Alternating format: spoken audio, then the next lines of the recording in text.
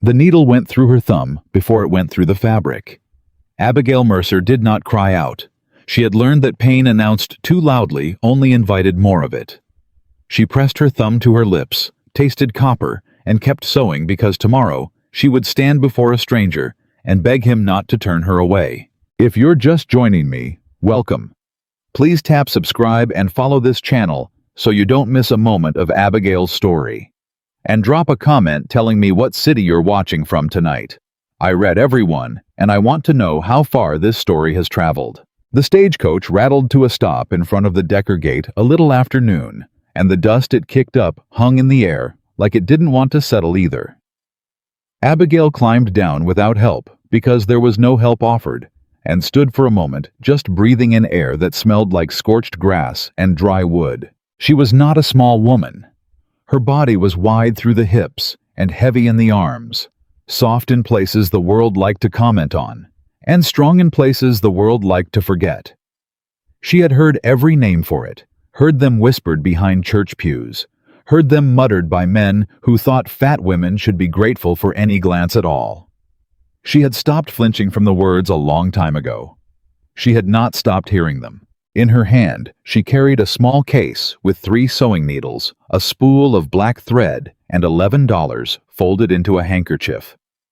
In her coat pocket, worn soft from handling, was a foreclosure notice from the bank in Abilene, informing her that the house she had shared with her husband, the house he had mortgaged without telling her the house that held every memory she had left, now belonged to a man named Harlan Cutter. She had nowhere else to go.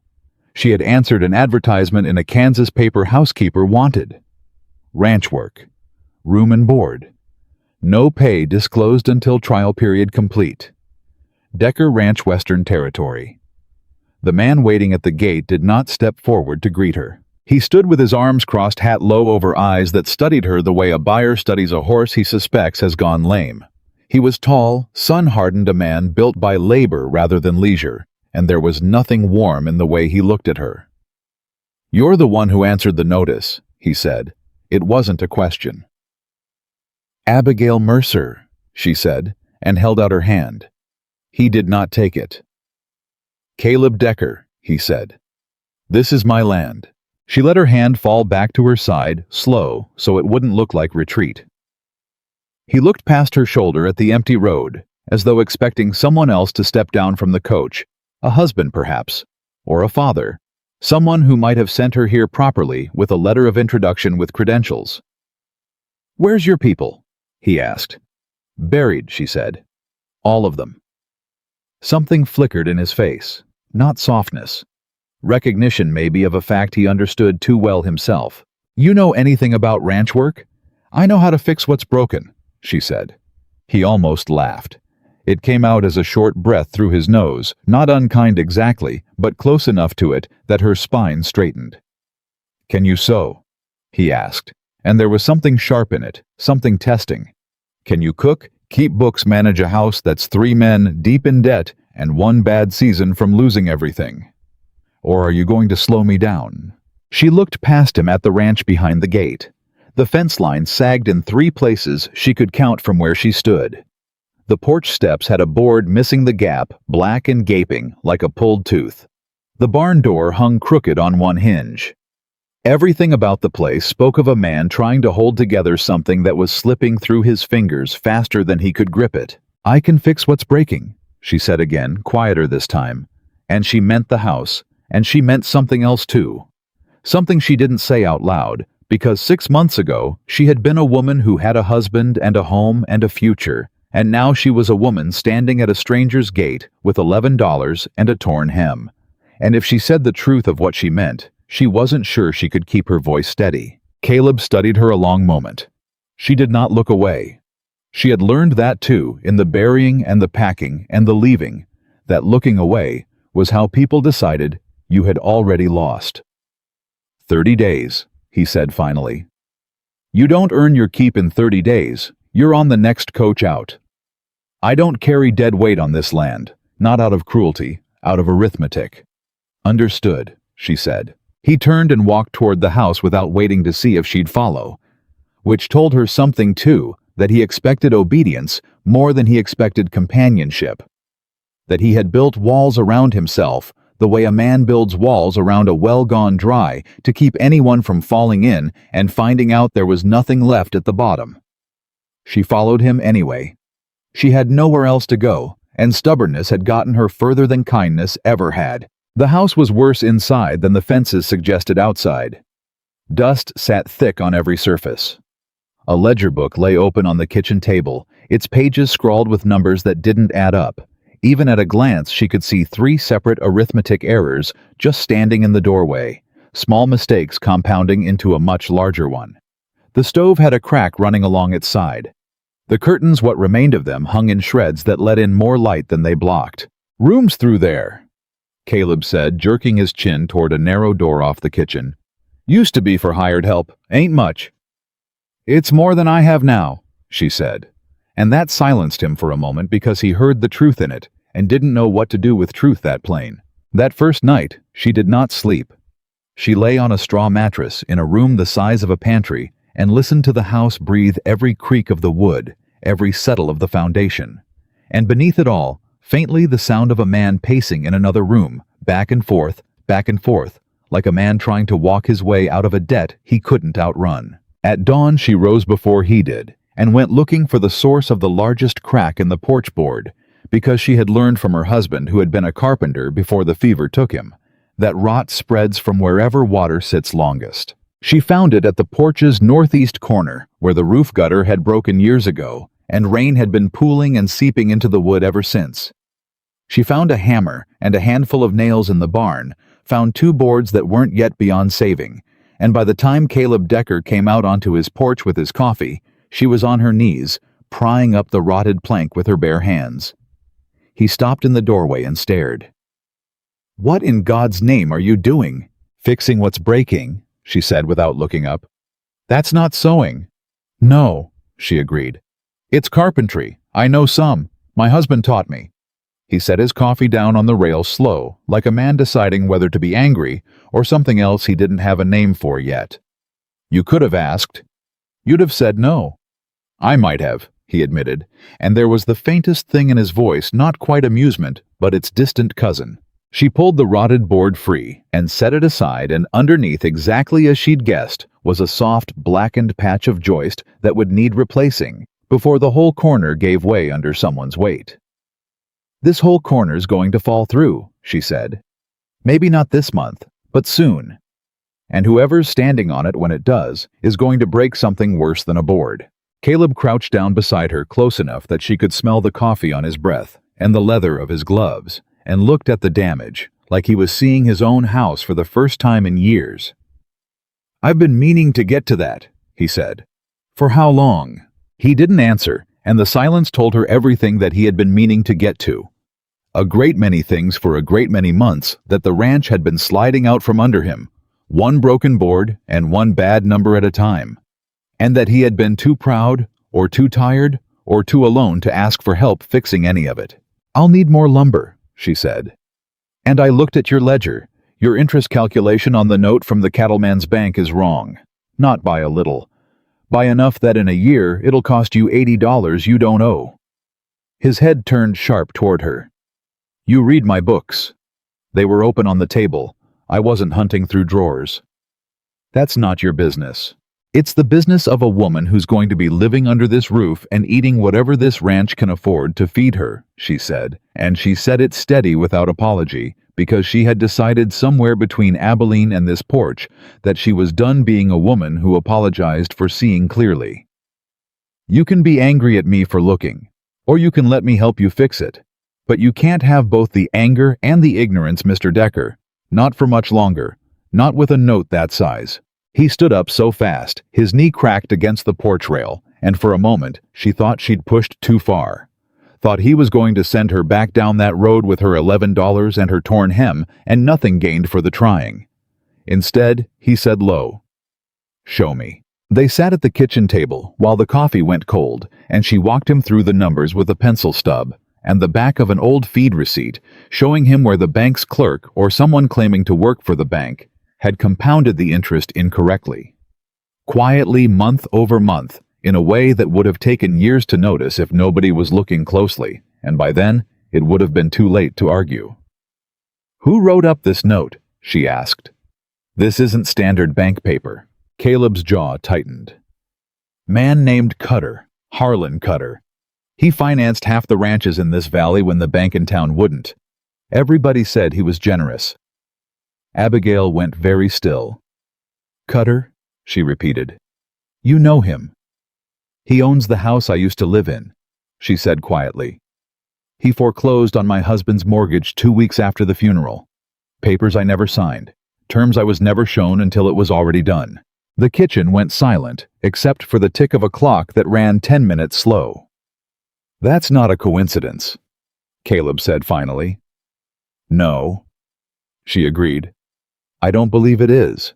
Outside, the summer heat was already climbing the kind of dry Kansas heat that cracked earth and shortened tempers, and somewhere out past the fence line, a hawk called once and went quiet, and Abigail Mercer sat at a stranger's table with a stranger's ruined books in front of her, and felt for the first time in 6 months something other than grief. She felt useful.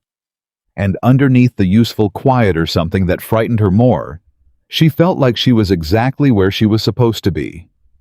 Caleb Decker did not thank her. Men like him didn't know how, not yet, not after years of holding a failing ranch together, with nothing but stubbornness and a refusal to ask anyone for anything. But he pushed the ledger toward her instead of pulling it away, and that she understood was its own kind of thank you. 30 days, he said again, quieter now, more like a promise to himself than a warning to her. 30 days, she agreed. Neither of them said what they were both thinking, that 30 days was not nearly long enough to fix a ranch that had been breaking for years, and that some things, once you started fixing them, didn't let you walk away, even when the deadline came due. By midweek, word had reached town that Caleb Decker had hired a housekeeper, and word in a town that small always came with opinions attached. Abigail rode in with him for supplies, sitting stiff and proud on the wagon bench, and felt the stairs before she even climbed down. Women in the general store pulling their children a little closer, a clerk's eyes dragging over her wide hips and heavy arms with open judgment. A woman near the flour barrels, murmuring to her neighbor just loud enough to be heard, "Decker must be desperate taking in a woman built like that." Abigail kept her spine straight and her chin level, and did not give them the satisfaction of a flinch. She had buried a husband. She had lost a house. She had crossed half a territory with $11 to her name. She was not going to be undone by women who had never had to be brave a day in their soft, comfortable lives. But one woman did not join the murmuring. She stepped out from behind the counter, gray-haired, sharp-eyed, wearing black she'd clearly worn a long while. "Eleanor Pruitt," she said, offering her hand plainly the way Caleb had refused to. "I run the place next to Decker Land. Don't mind them." She tilted her head toward the murmuring women. "They talk loud because their own houses are quieter than they'd like." Abigail shook her hand, grateful in a way she didn't trust herself to say out loud. "You're the one fixing his ledgers," Eleanor said. It wasn't a question either. Apparently nothing in this territory was. "Trying to. Good." Eleanor's eyes went hard for just a moment. "Somebody should have looked at those books years ago. That man Cutter's been picking these ranches clean, one bad winter at a time. My husband signed papers with him before he passed. I didn't understand what I'd agreed to until the interest doubled."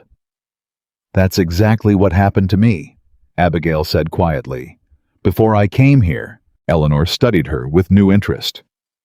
"Then maybe you're not just here to sew hems and scrub floors, Mrs. Mercer." "No," Abigail said. "I don't believe I am."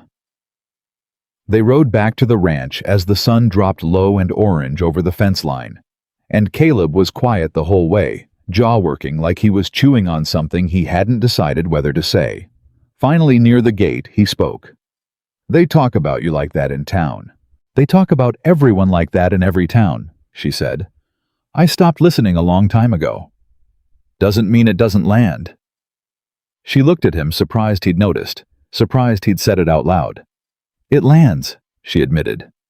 "I just don't let it stop my hands from working. He nodded slowly, like that was an answer that satisfied something in him he hadn't expected to have satisfied, and they didn't speak again until the wagon rolled through the gate and the ranch came into view. Fence-sagging porch, half-fixed barn door still crooked, but somehow in the space of a week, looking less like a place that was dying, and more like a place that was simply waiting for someone to finish the work. Harlan Cutter had heard, same as everyone else in the valley, that Caleb Decker had brought in a woman who could read numbers. He did not like it one bit. 2 days later he rode through the Decker gate himself, uninvited, dressed sharper than a ranch visit called for, his black coat too fine for dust, and heat his smile too practiced to mean anything good. Abigail was on the porch beating the rot smell out of an old rug when she saw him coming, and something in her chest went cold and still before her mind even caught up to why. "Mrs. Mercer," he said, tipping his hat, and the sound of her name in his mouth made her skin crawl, because the last time a man had said it in that same silky tone, he had been handing her a foreclosure notice across a bank counter and calling it regrettable business. "Small territory, isn't it? Didn't expect to find you out this far west." "Mr. Cutter," she said, and did not lower the rug, did not offer her hand, did not give him 1 inch of the softness he was clearly fishing for. Caleb came around the side of the barn at the sound of hooves and stopped dead when he saw who it was. His whole body going rigid, the way a dog's does when it scents something wrong on the wind. "Cutter," he said. "Nobody sent for you. Just being neighborly." Cutter swung down from his horse, unhurried, a man who had never once in his life felt unwelcome and didn't intend to start feeling it now. "Heard you took in some help. Thought I'd pay my respects." His eyes slid over to Abigail again, lingering a beat too long on the width of her, the plainness of her dress, like he was cataloging something to use later. "Didn't realize you two had history, Mrs. Mercer." "We don't," Abigail said. "You made sure of that when you took my house?" "Business, ma'am, just business." He smiled wider, and it did not reach anywhere near his eyes. "Your husband signed those terms of his own free will." "My husband signed papers he didn't understand, because the man selling them to him made sure he wouldn't," she said, and her voice didn't shake, though her hands hidden in the folds of the rug had gone tight as fists. "I've seen your handwriting before, Mr. Cutter. I recognized it the moment I opened Mr. Decker's ledger." The smile flickered, just for a second, just long enough that Caleb saw it too. "That's a serious thing to say, ma'am," Cutter said, softer now, the pleasantness gone thin at the edges. "Careless talk can hurt a woman's reputation in a town this size, especially a woman with no husband left to speak for her." "I don't need a husband to speak for me," Abigail said. "I can read a column of numbers well enough to speak for myself." Caleb stepped up beside her, close enough that his shoulder nearly touched hers, and said nothing at all. The silence itself was the message: she is not standing here alone. Cutter's gaze moved between them, recalculating. "I came to remind you, Decker, that your note comes due for review at the end of the season." He said all business again, the false warmth stripped away like a coat he no longer needed. "I'd hate for anything to interfere with a fair renewal. Wouldn't want anyone stirring up trouble that isn't there." "There's plenty of trouble here already," Caleb said. "Some of it's got your name on it." "Careful," Cutter said, mounting back up unhurried, every motion a performance of a man who believed he could not lose. "A ranch this deep in debt doesn't survive on pride alone, Decker, and a woman with a foreclosure already behind her." His eyes cut once more to Abigail, cold. Now no pretense of kindness left in them at all. Doesn't get many more chances before people stop believing she's unlucky and start believing she's cursed. He rode off without waiting for a reply, dust rising behind his horse, the same way it had risen behind Abigail's stagecoach the day she arrived. "He's not wrong that the note comes due," Caleb said, finally low. "End of summer. If the numbers don't add up in his favor by then, he can call it and take the land. Then we make sure the numbers add up in yours," Abigail said. And there was something new in her voice now. Something harder than grief. Something that had been buried under 6 months of mourning and was only now climbing back up into the light. "He's done this before. Eleanor Pruitt's husband. Probably others in this valley too. Men who signed papers they didn't understand. Widows who didn't know what questions to ask. If we can prove the pattern, not just fix your one note, but prove the pattern, he can't just call your debt whenever it suits him. A judge would have to look at every note he's written the same way. Caleb looked at her like he was seeing something shift into focus, some shape he hadn't let himself hope for. "You'd do that," he said. "Take that on. After everything he already took from you." "Especially after everything he already took from me," she said. "I couldn't stop him the first time. I didn't understand what was happening until it already happened. I understand now." That evening, supper passed mostly quiet, but it was a different quiet than before, the quiet of two people who had just recognized, without saying it plainly, that they were standing on the same side of something now. Caleb mended harness leather by lamplight. Abigail copied numbers from the ledger into a fresh notebook, column by column, building something that looked more each night less like housekeeping and more like a case. Near midnight, when the lamp had burned low and the crickets outside had gone from a roar to a murmur, Caleb set down his awl and looked at her across the table for longer than was comfortable. "Why didn't you tell me straight off?" he asked. "That Cutter was the man who took your house." "Because I didn't know if you'd believe me," she said honestly. "Or if you'd think I came here carrying trouble I meant to bring with me." "You didn't bring the trouble," he said. "Trouble was already sitting in my ledger before you ever stepped off that coach. You just knew how to read it." She looked up at him then, and for the first time since the gate, since since the flat suspicion in his eyes that first afternoon, she saw something else there entirely. Not doubt, not calculation, but the beginning, small and unfamiliar, of trust. "Get some sleep, Mrs. Mercer," he said, standing gathering the harness leather under one arm. "Tomorrow we start on the fence line, and after that—" He paused at the door hand on the frame, not quite looking back at her. "After that, we start on Cutter." Abigail sat alone at the table a long while after he'd gone, the ledger open in front of her, and thought about the woman who had climbed down from that stagecoach a week ago with $11 and nothing left to lose. She did not feel like that woman anymore. Outside, the Kansas summer night pressed dark over the valley, over the sagging fences, and the half-fixed porch, over a ranch that had spent years quietly dying and had only just begun fighting back and out past the ridge, in a house far grander than anything he had earned. Honestly. Harlan Cutter reviewed a stack of notes with familiar names on them, and drew a single line through the margin beside Decker's, the way a man marks something he intends to deal with before it becomes a problem he can't control. The fence line took them 4 days to walk end to end, and by the second day, Abigail's palms had split open in 3 places from the wire, and she wrapped them in strips torn from an old flour sack, and kept working, because stopping meant falling behind, and falling behind meant 30 days would run out before the ranch had a chance to hold. Caleb noticed the strips of cloth before she'd said a word about them. "Let me see," he said, and it wasn't a request. "It's nothing. Let me see, Mrs. Mercer." She held out her hands, and he unwrapped the cloth with more gentleness than she expected from fingers that had spent a lifetime pulling wire taut and driving posts into hard ground. The cuts were raw-crusted at the edges, the kind that would fester in this heat if left untended. "You should have said something. I didn't want you thinking I was already looking for reasons to quit."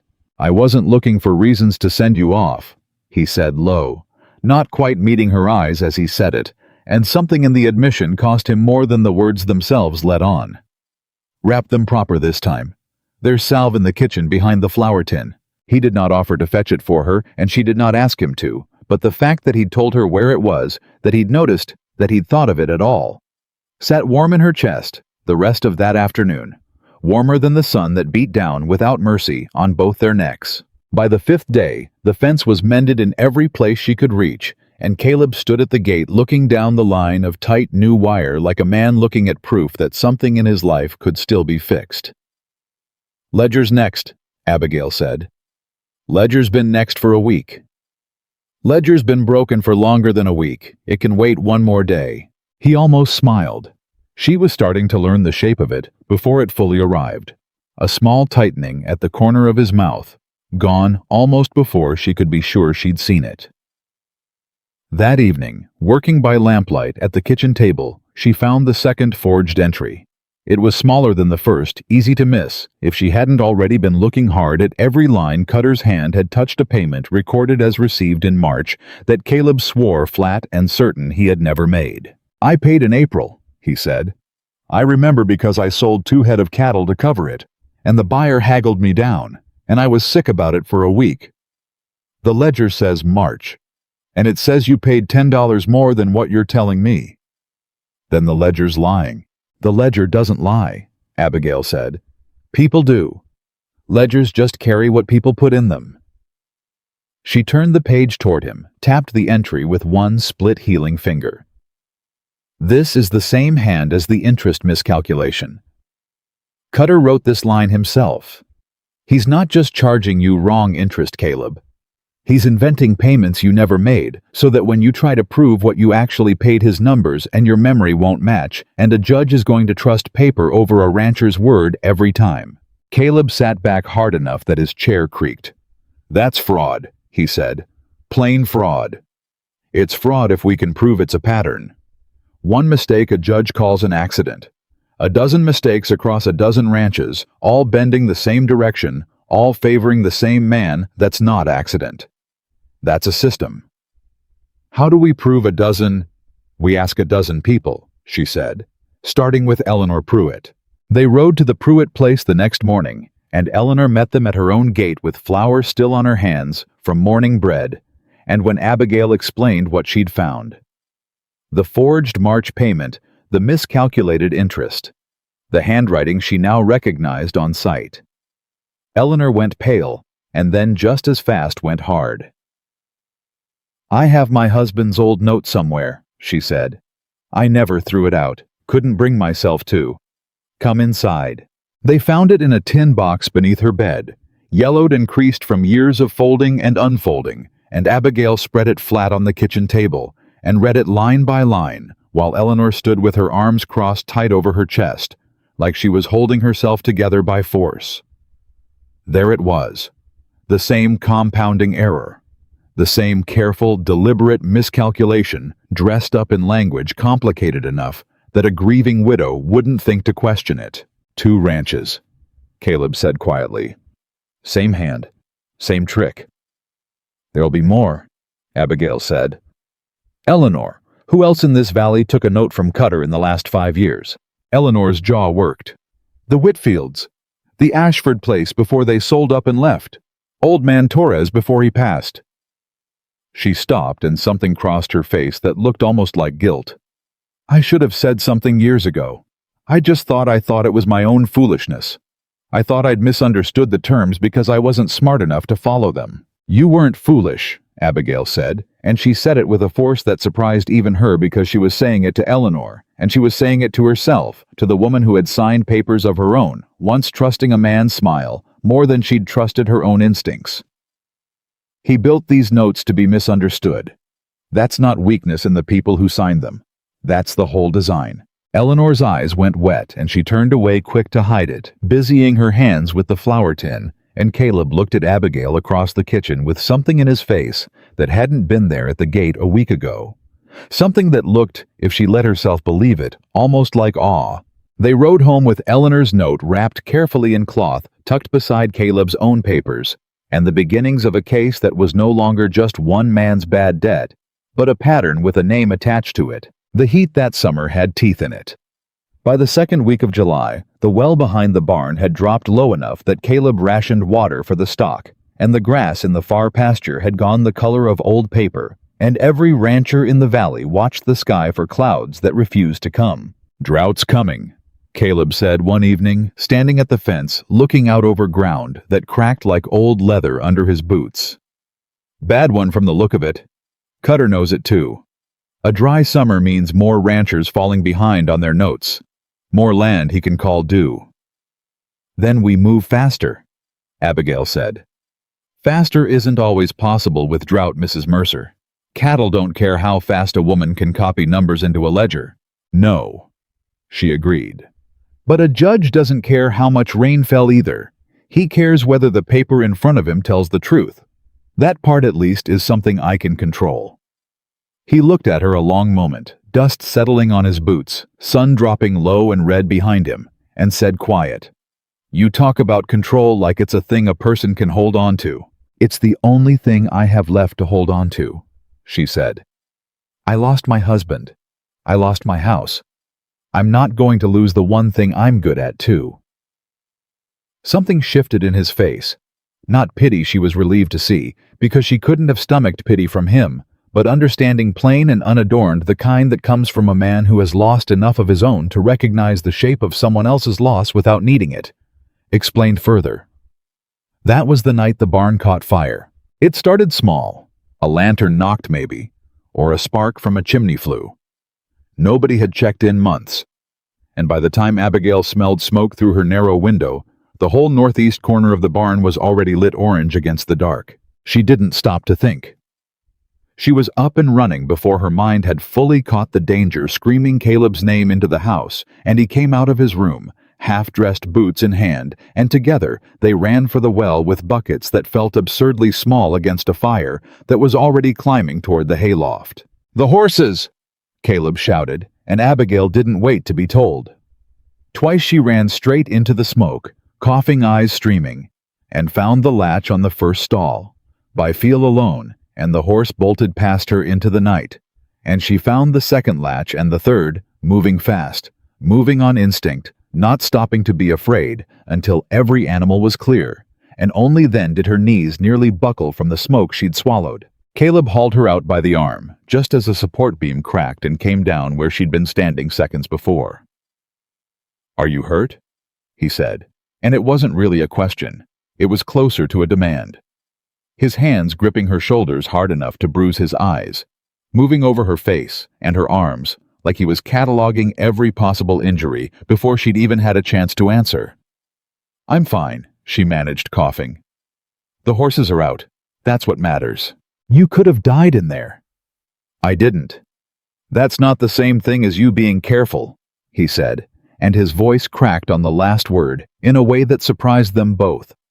And for a moment, standing in the orange light of a barn burning down around the wreckage of everything he'd worked for, he looked at her like a man who had just realized how much more he stood to lose than lumber and hay. They lost the barn's northeast third before Eleanor and two of her hired men arrived, with more buckets and a wagon of water barrels, and by dawn the fire was out. And what remained was black and smoking and half collapsed, and Caleb stood in the ruin of it, with his hands on his hips, jaw tight, saying nothing for a long, long time. "Was it an accident?" Abigail asked finally. "I don't know," Caleb said. "I check that flue every week. Checked it Tuesday. It was sound. You think it was Cutter?" "I think a man who's about to lose a fraud case doesn't sit quiet and wait for the paperwork to catch him," Caleb said. "I think a fire in my barn 2 days after we start gathering evidence against him is a strange kind of accident. We can't prove that." "No," he agreed, grim. "But I don't believe in accidents that convenient. Not anymore." Word of the fire reached town within a day, and with it came a fresh wave of talk, some of it sympathetic, most of it not. Abigail heard secondhand through Eleanor that certain women in town were saying the fire was a sign that Decker's luck had turned the day he let a cursed woman onto his land, that a widow who couldn't keep her own house from foreclosure had no business advising a man on how to keep his. She said nothing about it to Caleb. She had learned in 6 months of grief and a week of ranch work that some poison was better left uncarried into rooms where it could still do damage. But Caleb heard it anyway from one of the hired men who'd helped fight the fire, and he rode into town the next morning with his jaw set in a line Abigail hadn't seen before, and came back 3 hours later saying nothing about where he'd gone. Though Eleanor mentioned careful and sideways that Caleb Decker had stood in the middle of the general store that morning and told the whole room loud enough for everyone to hear that any man or woman still spreading talk about Mrs. Mercer being cursed could take it up with him directly, because the only curse he'd seen on his land lately wore a black coat and called himself a moneylender. Abigail didn't know what to do with the warmth that spread through her chest when she heard that. She hadn't asked him to defend her. She hadn't expected it.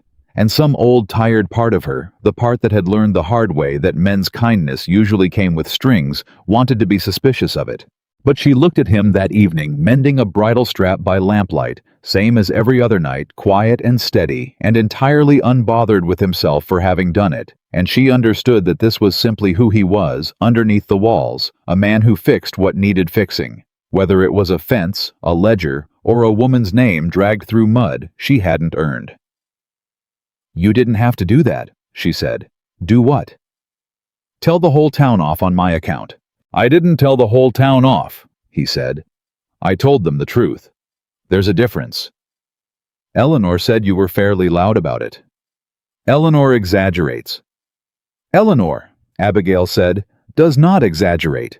Not once in the whole time I've known her." That got the almost smile out of him again. The real one this time, lasting a whole 2 seconds before he ducked his head back to his mending, and Abigail found herself smiling too, sitting across a scarred kitchen table, from a man who 2 weeks ago had asked if she could sew, like it was an insult, and was now defending her name to a room full of strangers. It should have frightened her how quickly the ground had shifted beneath her. It did a little. But mostly, it felt like the first solid thing she'd stood on since the fever took her husband, and she was not. She decided going to apologize for wanting to keep standing on it. The barn rebuilding gave them 10 days of hard, unglamorous work, hauling charred wood, salvaging what timber could be saved, ordering new lumber they couldn't quite afford, and Abigail found herself working the saw and hammer alongside the 2 hired hands as easily as she worked the ledger by night, her hands blistering fresh under the ones that had only just begun to heal. It was during this stretch that Cutter sent his second visit. Not himself this time, but a lawyer, thin and nervous-eyed, carrying papers that claimed the note's terms required immediate partial repayment, given what he called, delicately, recent instability on the property. "The fire wasn't instability," Caleb said, standing on the half-rebuilt porch with his arms crossed. "The fire was an act of God, or an act of somebody with a grudge, and either way, it's got nothing to do with my note. Mr. Cutter believes it's prudent to reassess risk," the lawyer said, sweating in the heat, clearly uncomfortable with his own errand. "He's within his rights under Section 4 of the agreement." "Show me Section 4, Abigail said, stepping forward, and the lawyer's eyes flicked to her with open surprise, the kind of surprise that assumed a woman built like her had no business reading contract law. He showed her anyway because he had nothing better to do with the awkward silence, and Abigail read it twice, slow, her lips moving faintly over the legal language, the way she used to read her husband's letters, searching for what was really being said beneath what was written. "Section 4 allows reassessment in the event of proven negligence," she said finally. "Not suspected, proven. Has your office proven negligence, or is Mr. Cutter simply hoping we won't read closely enough to notice the difference?" The lawyer's mouth opened and then closed again. "I'll relay your position to Mr. Cutter," he said, stiff, and rode off without further argument, and Caleb turned to look at her with something between disbelief and open delight. "You just sent a lawyer packing with a sentence." "I sent a lawyer packing with the truth," she said. "Lawyers only win when the person across from them doesn't know how to read the same page they're reading." "Where'd you learn contract language like that?" "My husband," she said, quieter now, some of the light going out of her voice. "He read everything twice. Taught me to do the same. I just didn't read the mortgage on our own house twice the one time it mattered most because I trusted the bank clerk who told me it was standard paper." She looked away out over the half-rebuilt barn, over the scorched ground beyond it. "I've been making up for that mistake every day since." Caleb didn't say anything for a moment, and when he did, his voice was low, rougher than usual. "That mistake wasn't yours to carry, Abigail." It was the first time he'd said her given name instead of Mrs. Mercer, and the sound of it in his mouth landed somewhere in her chest. She hadn't expected warm and sudden and a little frightening, and she didn't trust herself to answer right away, so she busied her hands with a stack of lumber that didn't need moving until the moment passed, and her voice steadied enough to speak again. The following week brought the twist that changed the shape of everything. A rider came through with a letter for Eleanor forwarded from a lawyer's office. 2 counties over, a man named Franklin Reyes, who had once handled land disputes for the territorial court before retiring to a smaller practice, and who Eleanor explained with something like hope. creeping back into her voice for the first time in years, had a reputation for taking on cases against predatory lenders when the evidence was strong enough to be worth his trouble. Eleanor had written to him weeks earlier before Abigail had even arrived on nothing more than a hunch and a grudge she'd carried since her husband's death. And the letter that came back said, Reyes was willing to review documentation if they could gather enough of it to make the trip worthwhile. How much is enough? Caleb asked. He says 3 or more separate notes, all bearing evidence of the same fraudulent pattern, would be sufficient to bring formal inquiry. Eleanor read aloud. We have 2. We'll get a 3rd, Abigail said. The Whitfields moved to the next county over, didn't they? Somebody should still know where. I know where, Eleanor said. But the Whitfields left angry and ashamed. They might not want their business dug back up.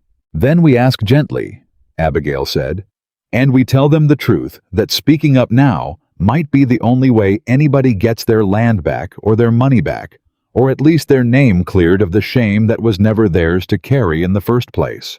It took 4 days of careful letters and 1 long, uncomfortable ride to the neighboring county before the Whitfields agreed to send copies of their own ruined note, and when it arrived, the pattern was unmistakable.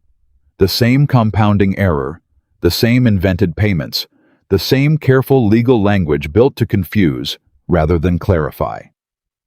3 notes. 3 ranches, 1 hand behind all of them. Caleb sat at the kitchen table that night with all 3 notes spread in front of him. Eleanor's and the Whitfields and his own lined up side by side under the lamplight, and looked at them like a man looking at a weapon he hadn't known he was carrying until someone handed it to him fully assembled. This is enough, he said. This is more than enough. It's enough to bring to Reyes, Abigail said. It's not enough to win, not yet. Cutter will fight this. He has money. He has friends on the town council. He has a reputation he spent years building specifically, so people like us won't be believed over people like him. We'll need every piece of evidence airtight, every date checked twice, every signature verified. This is the beginning of the fight, Caleb, not the end of it. You sound like you've done this before. I haven't, she admitted. But I've been on the losing end of a fight like this once already, and I paid close enough attention to know exactly what it takes to lose.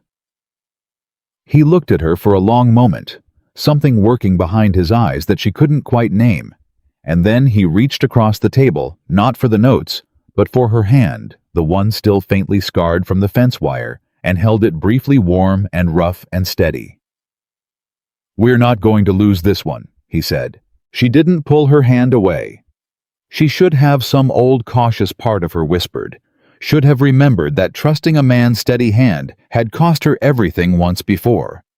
But this felt different in a way she didn't have words for yet, and she let herself have it, just for that one quiet moment in the lamplight, before she gently drew her hand back and returned to the notes, because there was still work to do, and work she had learned was the only thing that had never once betrayed her. It was 2 nights later that Harlan Cutter made his boldest move yet. He didn't come to the ranch this time. He sent word instead through the same nervous lawyer that he had reason to believe Mrs. Abigail Mercer had, during her time at her previous residence, engaged in what he delicately called financial impropriety regarding her late husband's estate, a claim so baseless, so plainly invented that Abigail's hands shook with rage rather than fear when she read it. He's trying to discredit me before we even reach a judge, she said, pacing the kitchen floor, her voice tight.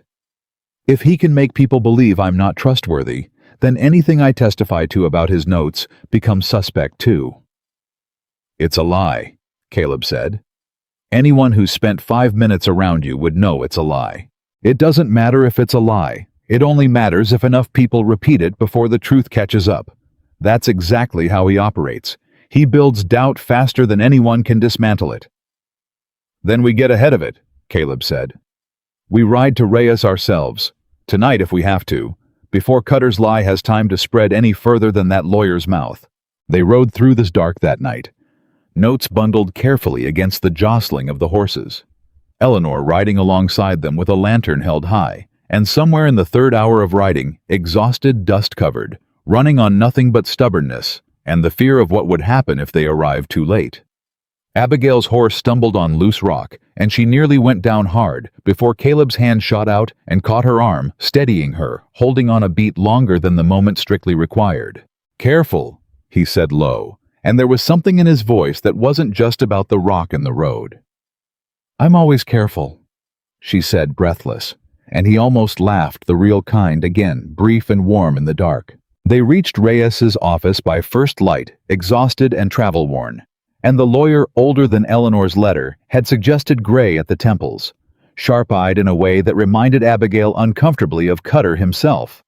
Though the resemblance ended the moment he opened his mouth, looked over the 3 notes for the better part of an hour without speaking, comparing handwriting, checking dates, muttering numbers under his breath.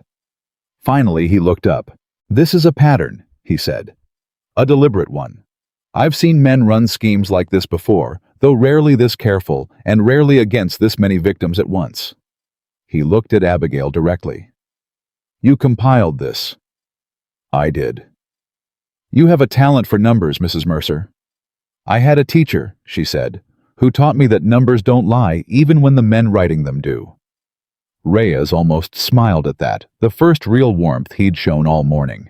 "I'll take the case," he said. "But I'll tell you plainly, Cutter has resources, and resources buy delay, and delay favors the man who already holds the land. We'll need more evidence, tighter evidence, and we'll need it before the season's end, before he can call in Decker's note and settle the matter before a judge ever sees it. And Mrs. Mercer," his eyes sharpened, "I understand Cutter's already spreading claims against your character. Be prepared. Men like him don't fight fair, and they don't fight only once." They rode home slower than they'd ridden out, sun climbing high and merciless overhead, the whole valley shimmering with heat and drought, and the long dry wait for rain that refused to come. And somewhere along that road, tired passed. Speaking. Caleb reached over without a word and took her hand again, and this time she did not let go, and neither of them said anything about it because some things she was learning didn't need to be said to be understood. They were still a mile from the ranch gate when they saw the smoke. Not the barn this time. The smoke was rising thin and gray from the direction of the north pasture where Caleb kept the last of his summer hay, stacked and drying, and Caleb spurred his horse forward without a word, and Abigail followed, heart hammering, because 2 fires inside of 2 weeks was not an accident by any measure, a reasonable person could believe. And whatever Harlan Cutter had planned next, it was clear now that he had no intention of waiting for a judge to decide anything at all. By the time they reached the pasture, the hired hands had already beaten most of the flames down with wet sacking, and what remained of the stack was black and smoldering rather than fully lost. But Caleb's face, when he surveyed it, had gone the color of ash itself. "Half the winter feed," he said. "Gone or near enough." "Same as before," Abigail said, crouching at the edge of the burn line, studying the ground the way she'd studied his ledger, looking for what didn't add up. "Look here." She pointed to a set of boot prints pressed into the dry dirt at the pasture's edge, distinct from the ranch hand's worn work boots, sharper heeled, the kind a man wore when he wanted to look prosperous rather than practical. Caleb crouched beside her and went very still. "That's not one of mine," he said. "No," she agreed. "And it wasn't lightning, and it wasn't a dropped pipe ash, because there's no char pattern consistent with either. Somebody walked out here, set this fire, and walked back the way he came, without once circling the stack to check his work, which tells me he wasn't a careful man, just a hurried one. You can read that from a boot print. I can read a great many things from very small evidence, Mr. Decker," she said, and there was an edge in her voice now that hadn't been there before, something forged fresh in the ashes of 2 fires in 2 weeks. "It's the only advantage a person like me has ever had against men like Cutter. I notice what they think nobody's looking closely enough to see." Caleb's straightened jaw, working eyes scanning the tree line at the pasture's edge, like he expected to find the man himself still lurking there. "I'm writing for the sheriff," he said. "The sheriff in this county takes his supper at the same table as half of Cutter's business partners," Eleanor said quietly, having caught up on her own tired horse. "He'll write it down as an accident before you finish describing it." "Then we don't need the sheriff to believe us," Abigail said. "We need Reyes to believe us and a judge after him. Sketch the print before the wind erases it. Note the position, the depth, the direction it faced. Small things build a case when the big things get denied. They worked through the last hour of daylight, documenting what they could. The boot print, the burn pattern, a scrap of dark wool caught on a fence post nearby that hadn't been there the week before. And by the time the sun dropped fully behind the ridge, Abigail's hands were black with soot, and her voice had gone hoarse from coughing. But there was a kind of grim satisfaction in her chest that hadn't been there in months. The satisfaction of a woman who had finally found the shape of the enemy she was fighting, and had stopped being frightened of shadows she couldn't name. That night, after Eleanor had ridden home, and the hands had finally banked down the last smoldering embers, Caleb found Abigail sitting alone on what remained of the porch steps, staring out at the dark line of the ruined pasture, her soot-streaked hands wrapped around a cup of cold coffee she hadn't touched. "You should sleep," he said, settling down beside her without being invited close enough that his shoulder nearly brushed hers. "I keep thinking about what happens if we lose," she said. "Not to the fire, to the case. If Reyes can't make it stick, if Cutter's money outlasts our evidence, if a judge somewhere decides paper matters more than truth." Her voice caught, and she hated that it did. Hated the way 6 months of holding herself together threatened to come apart on a dark porch step in front of a man she'd known less than a month. "I've already lost one house to that man. I don't think I can watch him take another." "You won't be watching alone this time," Caleb said. "That's not the same as winning." "No," he agreed, "but it's not nothing either." They sat in silence a while, the cicadas loud in the dark, the smell of smoke still clinging faint to both their clothes, and Abigail became aware slowly of how close he was sitting, of the warmth coming off him. Despite the cooling night air, of the particular quality of silence between two people who have run out of things to say and are simply choosing deliberately to stay anyway. "Caleb," she said, and something in the way she said his name made him turn his head toward her fully. Whatever might have happened next, and something was clearly about to some shift neither of them had quite decided to name, was interrupted by the sound of a wagon on the road lantern swinging and a voice calling out Caleb's name with the particular urgency of bad news traveling fast. It was one of the Ashford boys, breathless, having ridden hard from town. "Miss Delacroix is asking after you, Mr. Decker," he said, and something in Abigail's chest went tight and cold at the name, though she couldn't have said why, until Caleb's face shifted into something guarded and careful. "Her father's saying it's time the two of you set a date, seeing as your note's coming due, and hers is the only family in the valley with money enough to help you clear it clean." The silence that followed was worse than the fire had been. "Who is Miss Delacroix?" Abigail asked, and she kept her voice even professional. The voice she used for reading ledgers, because she could not let either of these men see how much the question cost her. "Nobody," Caleb said too fast. "Sylvie Delacroix," the boy supplied helpfully, oblivious to the tension he'd ridden into. "Banker's daughter from the county seat. Her pa's been saying for a year now that a marriage would fix Decker's note troubles quicker than any lawyer could. That's her father's talk," Caleb said, sharp now, standing up off the step, like the conversation had physically pushed him to his feet. "Not mine. I never asked for it, and I never encouraged it." "You didn't have to answer that," Abigail said, quiet. Standing as well, putting distance between them, without quite meaning to, some old instinct for self-protection taking over before she'd consciously decided to let it. "It's not my business who you marry, Mr. Decker." "Abigail, I have soot on my hands and a case to build," she said, and went inside before he could say whatever else was rising in his throat, because she needed badly to not be standing on that porch when he said it. Whatever it was, because some part of her, some old, wounded, careful part, had already decided that hoping for anything more than a business arrangement with this man was a luxury she couldn't afford twice in one lifetime. She lay awake a long time that night, listening again to the sound of him pacing in the next room, and did not let herself wonder what he was pacing about. The following morning, tension sat thick between them, neither one mentioning the porch or the banker's daughter or the words that hadn't been said, and they worked the ruined pasture in near silence, salvaging what hay could be salvaged until Eleanor arrived at midday, with news that changed the shape of the fight entirely. "Reyes sent word," she said, dismounting, fast paper in hand. Cutter's gotten wind that we've filed preliminary inquiry. He's moving to call in Decker's note early, not end of season anymore. 2 weeks. He's using the fires as justification, same trick as before, claiming instability on the property makes the debt a risk he can't carry. Caleb went very still. 2 weeks, he repeated. Reyes says it's a stall tactic disguised as caution, Eleanor said. He's hoping to force the sale before the fraud case can be heard.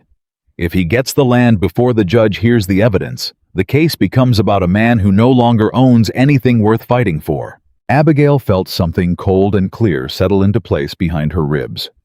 The same feeling she'd had the morning she found the first miscalculated entry. The feeling of a puzzle's true shape finally emerging from underneath its scattered pieces. Then we stop being careful, she said. We stop building this case slow and clean. We take everything we have, Eleanor's note, the Whitfields, Caleb's, the fire evidence, the boot print, and we bring it to Reyes today, not next week, and we ask him what it takes to force a hearing before 2 weeks run out. That fast? Cutter's not waiting for us to be ready, Abigail said. So we don't wait either. Caleb looked at her across the ruined pasture soot, still faint on both their hands. The banker's daughter still unspoken between them, the note now ticking down toward a deadline. Neither of them had chosen, and something settled in his face that looked finally like a man deciding to stop being afraid of how much he had left to lose. Saddle the horses, he said. They rode hard for Reyes's office, the sun climbing white and merciless overhead, and this time there was no room left for softness between them. No lingering touches or half-finished sentences, because the ground beneath both their futures had just shifted from a slow fight into a race against a clock neither of them controlled. Reyes met them at his office door before they'd even dismounted a fresh paper in his hand, his face grimmer than it had been 3 days before. Cutter's lawyer filed this morning, he said, holding it out. Formal notice. He's calling the note due in 2 weeks, citing property instability, same language his man used with you directly. If we don't have a hearing scheduled before that date, he takes the ranch regardless of what the fraud case eventually decides. Can he do that? Caleb asked, jaw tight. Legally, if the note allows it, yes. Morally, no. But morality's never once stopped a man like Cutter, and I doubt it'll start today. Reyes rubbed a hand over his tired eyes. I can request an emergency hearing. Judge Alden's fair mostly, but he's cautious, and cautious judges don't like being rushed. We'll need something undeniable. Something that makes delay look like exactly what it is, a man trying to outrun the truth before it catches him. We have 3 notes, Abigail said. The boot print, the wool scrap. That's suspicion, Reyes said. Strong suspicion, not proof. I need something that ties Cutter directly to the fires or directly to the forged entries, something a judge can hold in his hand and not explain away. Abigail's mind raced back over every line she'd copied, every column she'd checked, twice searching for the one piece she'd overlooked. The bank, she said suddenly. The cattleman's bank in town. If Cutter's writing these notes independent of the bank's actual ledgers, there should be a discrepancy between what the bank shows on record and what Cutter's private notes claim. Banks keep their own copies. If his numbers don't match theirs, that's it, Reyes said, sitting forward. That's exactly it. If the bank's records show one figure and Cutter's private note shows another, that's not a mistake a court can forgive. That's forgery, plain and documented. The bank won't just hand over records to strangers, Caleb said. No, Reyes agreed. But they'll hand them over under court order if I file the right request today. It'll take a day, maybe 2, to get the clerk to pull the originals. He was already reaching for paper, already writing. Go home. Rest if you can stomach it. I'll send word the moment I have something. They rode back slower than they'd ridden out the 2 weeks, now feeling shorter with every mile, and neither of them spoke of Sylvie Delacroix, though her name sat between them the whole ride home like a stone. Neither wanted to be the one to lift. The bank records came back on the 3rd day, delivered by a nervous clerk, who clearly wanted no part of whatever fight his paperwork was about to ignite, and Reyes rode out to the ranch himself to deliver them, spreading 3 separate documents across the kitchen table, where Eleanor's note and the Whitfield's copy already lay. Here, he said, tapping one line. Bank's own record shows Decker's April payment, correct amount, correct date. Cutter's private ledger, the one Mrs. Mercer's been working from, shows a different payment in March $10 higher. 2 records. Same transaction. 2 different truths. He looked up something fierce now in his tired eyes. This is what wins a case, Mrs. Mercer. Not suspicion. Contradiction. A man can lie about his intentions. He can't lie about 2 pieces of paper that don't agree with each other. Same discrepancy on Eleanor's note, Abigail asked. Same discrepancy. And the Whitfields. 3 for 3. Reyes sat back, exhaling slow. I filed for emergency hearing this morning. Judge Alden granted it. 6 days from now in the county courthouse. Cutter will be there. His lawyers will be there. And you. He looked between Abigail and Caleb. Both of you will need to testify. Mrs. Mercer especially. You found this. You'll need to explain it to a room full of men who are going to look at you and doubt you before you've said a single word. I'm used to being doubted, Abigail said. This will be worse than town gossip, Reyes warned.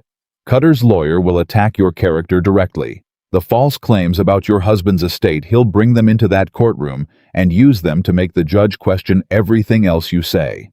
You need to be ready for that. Not just ready to answer it.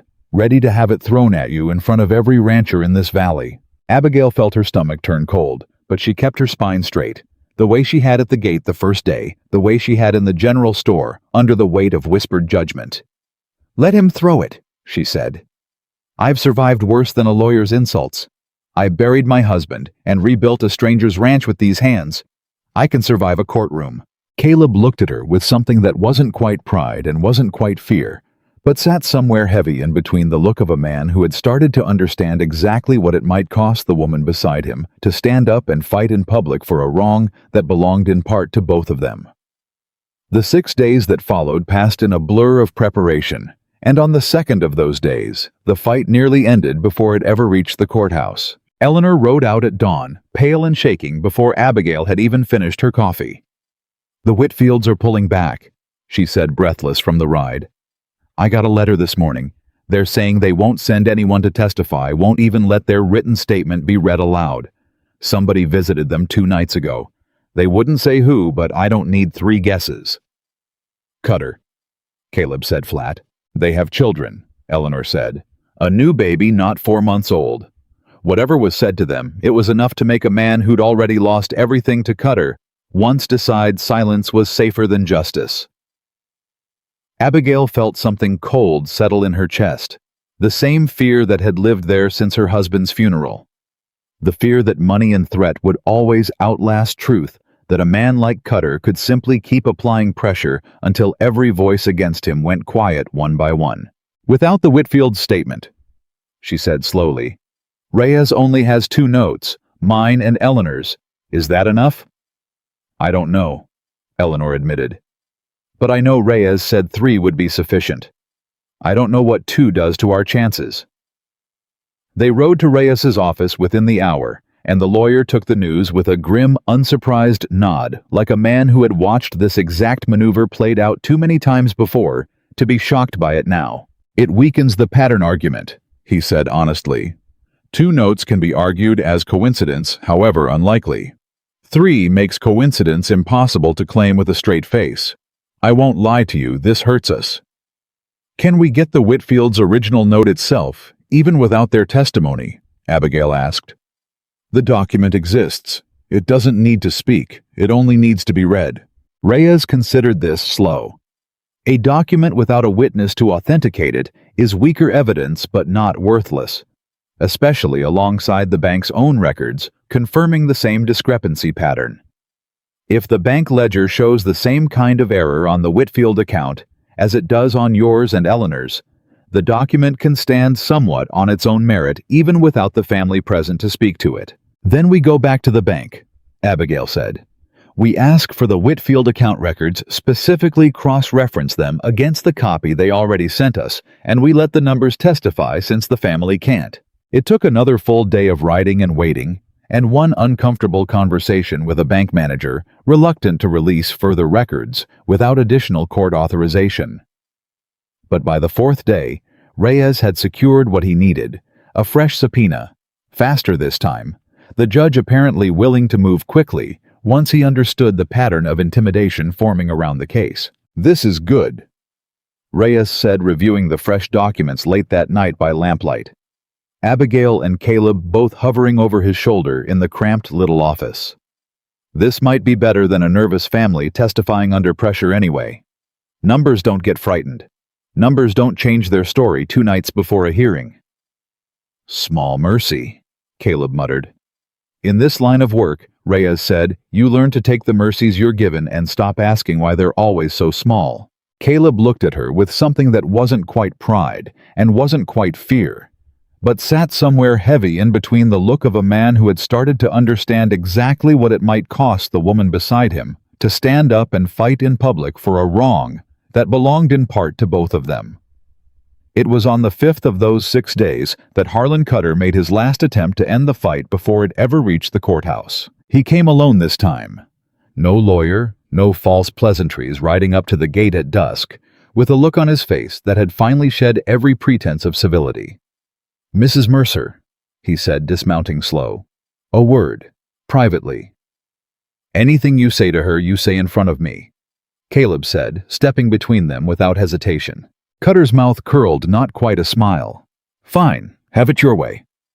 He looked at Abigail, and his voice dropped into something colder, quieter, more dangerous than his earlier charm had ever been.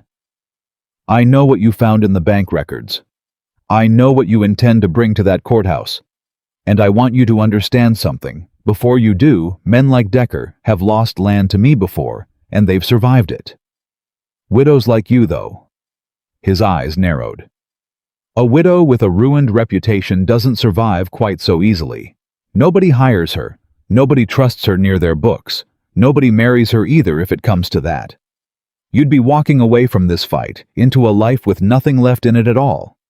Whereas if you were to simply misplace those bank records, forget what you found, ride on to some other territory where nobody's heard your name yet. You're offering me money to disappear," Abigail said flat. "I'm offering you a future," Cutter said, "which is more than most men would offer a woman built the way you are carrying the history you're carrying." Caleb moved so fast Abigail barely saw it, one hand closing hard around the front of Cutter's coat, hauling him half off his feet, his voice a low, furious growl she'd never heard from him before. "You will not speak to her like that on my land." "Let him go, Caleb," Abigail said, and though her voice shook, it did not break. "He wants you to hit him. A bruise on his jaw would look wonderful in front of Judge Alden, proof that Decker's a violent man who can't control himself when threatened. Don't give him the evidence he's fishing for." Caleb's grip loosened, slow, reluctant, and he released Cutter with something that looked like physical pain at having to do it. Cutter straightened his coat, breathing hard, the mask of civility gone entirely now, replaced by something uglier and more honest. "You'll regret this," he said, looking at Abigail. "Both of you. That courthouse won't save you. Judges believe men with money, not women who read numbers, and men who can't pay their debts." "We'll see," Abigail said, and she said it steady, and something in her steadiness seemed to unsettle him more than any threat could have, because he mounted his horse fast and rode off without another word, dust rising behind him, same as it always did. Caleb stood there a long moment, breathing hard, hands still curled into fists. "I wanted to break his jaw," he admitted. "I know." "You stopped me, because I need you standing in that courtroom next to me in 6 days, she said. "Not sitting in a jail cell for assault, while Cutter tells the judge I've been keeping company with a violent man."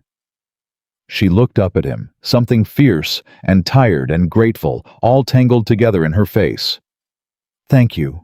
For wanting to, even if I couldn't let you." He reached out, then slow, and tucked a loose strand of hair behind her ear, his rough fingers gentle in a way that contradicted the fury still simmering in his eyes, and neither of them said anything about what that gesture meant, because there wasn't time.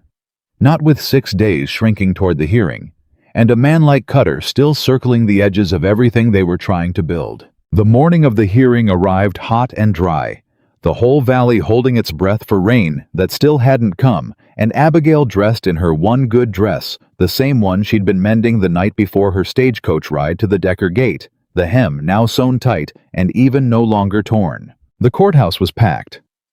Word had spread through the valley same as it always did, and half the ranchers Cutter had ever loaned money to sat in those wooden benches, some hopeful, some skeptical, all of them watching closely to see whether a widow with a sewing case and a stranger's ledger could actually bring down a man who had held this valley's fear in his pocket for years. Judge Alden was an older man, silver-haired, sharp-eyed, in the particular way of a man who had heard every kind of lie a courtroom could produce and had learned to sift patiently through all of them.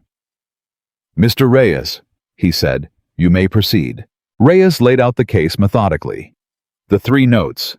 The bank records the discrepancies, calling Eleanor first to testify to her husband's original signing, then the Whitfield's documentation, read into record by proxy, since they hadn't made the ride, and then finally he called Abigail. She stood and felt every eye in that room land on her.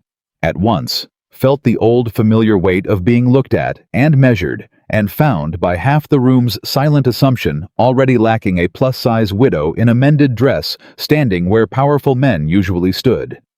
She did not let it bend her spine. "Mrs. Mercer," Reyes said, "walk the court through what you found." She did slow, clear, precise laying out the compounding interest error, the forged March payment the pattern repeated across 3 separate ranches. Her voice steady, even as her hands clasped in front of her, trembled faintly with the effort of holding herself together in front of so many watching faces. Cutter's lawyer rose for cross-examination with a smile that promised exactly the kind of attack Reyes had warned her about. "Mrs. Mercer," he began, "isn't it true that you yourself lost a home to foreclosure just months ago?" "Yes," she said, refusing to let her voice waver. "And isn't it true that you've made accusations against my client's character out of what might reasonably be called personal grievance, rather than objective fact?" "The bank records aren't personal grievance," Abigail said. "They're bank records. I didn't write them. Your client's private ledger disagreeing with the bank's own copy isn't something I invented out of spite. It's something that already existed before I ever set foot on Decker land. You've also been accused of financial impropriety regarding your late husband's estate." The lawyer pressed exactly as expected, his voice dropping into something meant to sound regretful while landing like a blade. "Isn't it true that questions have been raised about your handling of—" "Those questions were raised by your client," Abigail cut in, and something in her voice made the whole room go still. "2 days after I began finding discrepancies in his ledgers. I invite this court to ask Mr. Cutter to produce any evidence at all supporting that claim from any source that existed before I started reading his handwriting closely enough to recognize it on 3 separate ranches' notes." She turned not to the lawyer now, but toward Cutter himself, sitting rigid at his table. "I think you'll find, Your Honor, that no such evidence exists, because the accusation was never about my husband's estate.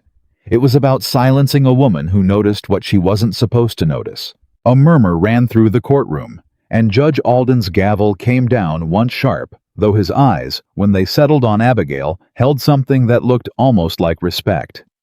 "Mr. Cutter's counsel will produce that evidence," the judge said, "or strike the claim from record entirely. Continue, Mrs. Mercer." The lawyer flustered, now shuffled his papers, buying time, and tried a different angle entirely. "Isn't it true, Mrs. Mercer, that you were hired by Mr. Decker under highly irregular circumstances, a woman with no references, no prior employment in ranch management taken in off a single stagecoach arrival?" "That's true," Abigail said plainly. "I had no references because I had no employer before Mr. Decker, having been a wife and a homemaker for 9 years before my husband's death, left me with neither a husband nor a home. I don't believe the court considers grief and widowhood a disqualification from honest work." "But surely you understand how it appears," the lawyer pressed.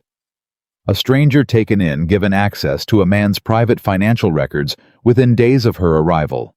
It appears," Abigail said, "exactly as it was. A man in trouble and a woman capable of recognizing the shape of the trouble he was in. Because I had recently lived through the same shape myself, at your client's hand. She let the silence hang a beat before continuing. If Mr. Decker had hired a man with references and credentials who happened to be blind to fraud, would this court find that more comforting than a widow who happened to see clearly? I would think a court concerned with truth would care rather more about what was found than about who happened to be the one doing the finding. The lawyer's mouth tightened, and he glanced toward Cutter's table for guidance that didn't come, because Cutter himself had gone very still, watching Abigail now, with something that had curdled from contempt into wary calculation. You've admitted you're not a trained accountant, not a lawyer. What qualifies you to interpret complex interest calculations at all? Arithmetic doesn't require a license, sir, Abigail said. It requires only that a person add correctly and be willing to check their work twice. Mr. Cutter's clerks apparently were unwilling to do either, or perhaps they were entirely willing and simply instructed to add incorrectly in a direction that always happened to favor their employer. Laughter rippled through the gallery, quickly silenced by the gavel. But not before Abigail saw something in Cutter's face crack for the first time. Not fear, yet, but the beginning of it. The recognition of a man watching the ground shift beneath feet that had never once had to worry about losing balance. Reyes called Caleb next, and he testified plain and steady about the fires, the boot print, the timing of Cutter's demand for early repayment falling suspiciously close on the heels of the first evidence being gathered. Objection, Cutter's lawyer said. Speculation. Mr. Decker has no proof his property fires were anything but accidental. Sustained, Judge Alden said. Strike the speculation regarding the fire's origin. The physical evidence regarding the notes stands. It was a blow, and Abigail felt it land in her chest, even sitting in the gallery, because the fires had been the clearest proof of how far Cutter was willing to go. And now that proof sat outside the boundaries of what the court would consider. But Reyes, unshaken, moved forward with what remained 3 notes, 3 discrepancies, one hand behind all of them, undeniable now in black ink on bank paper, that Cutter himself could not explain away. The judge called a recess to review the documentation, and the courtroom emptied into the hot midday sun, ranchers clustering in small groups, murmuring, watching Cutter's table, where he sat rigid and alone, his lawyer whispering urgently beside him. Eleanor found Abigail outside, gripping her hands tight. "You did it," she whispered. "You stood up there in front of the whole valley, and you did it." "We haven't won yet," Abigail said, though her heart was pounding hard enough that she could feel it in her throat. "You've already won something," Eleanor said. "Whatever the judge decides, you made that room see you as more than what they expected to see. That's not nothing, Abigail. That's not nothing at all." Caleb found her a moment later, standing a little apart from the crowd, and he didn't say anything at first, just looked at her with an expression she was starting to recognize, the look of a man recalibrating again and again everything he'd assumed about what a woman like her was capable of. "You were magnificent in there," he said, finally quiet just for her. "I was terrified in there. Didn't look it, not once. That's because I've had a great deal of practice not letting terror show on my face," she said, and something in the honesty of that admission made him step closer, close enough that she could feel the warmth radiating off him despite the noon heat. "Abigail," he said low, and there was something in the way he said it that told her whatever had been interrupted on the porch step, whatever had gotten swallowed by news of Sylvie Delacroix, was about to surface again, right there in the dusty square outside the county courthouse. "There's something I need you to know," he continued, "before that judge comes back with whatever he's decided, whatever happens with the ranch, whatever happens with Cutter.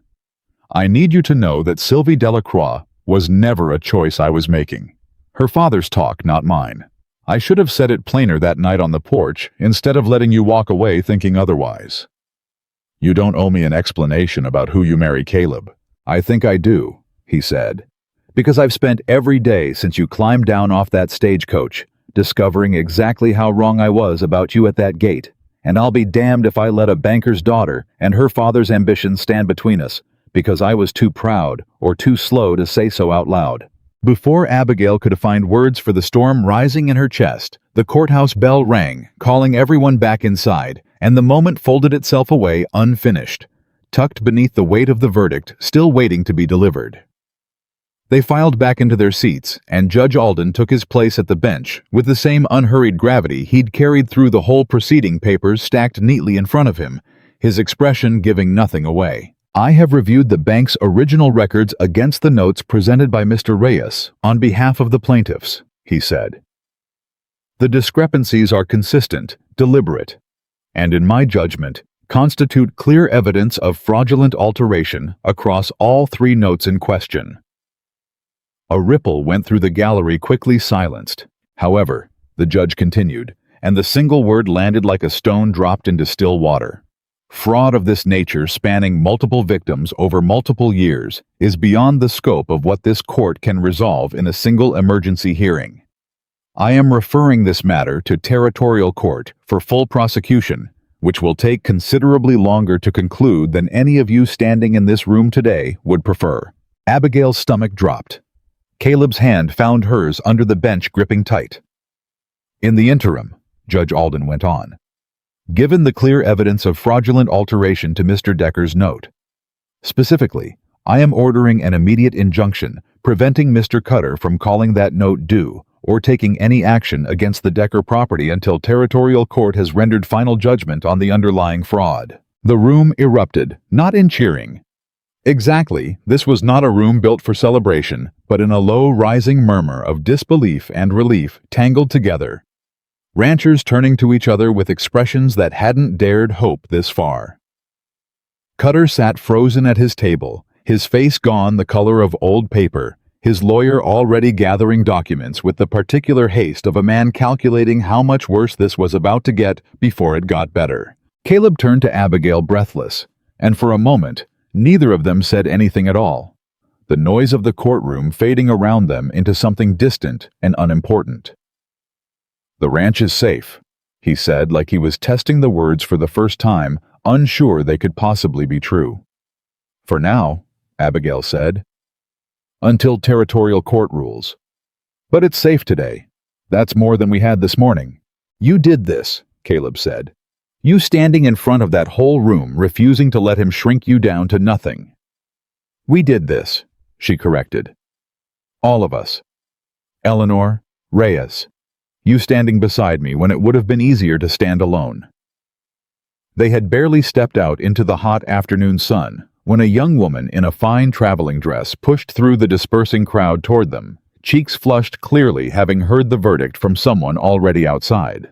"Caleb," she said, breathless, and Abigail felt her whole body go still at the familiarity in the woman's voice, at the easy way she said his name, the way only someone with history behind her would say it. "Sylvie," Caleb said, and there was no warmth in it, only a kind of tired wariness.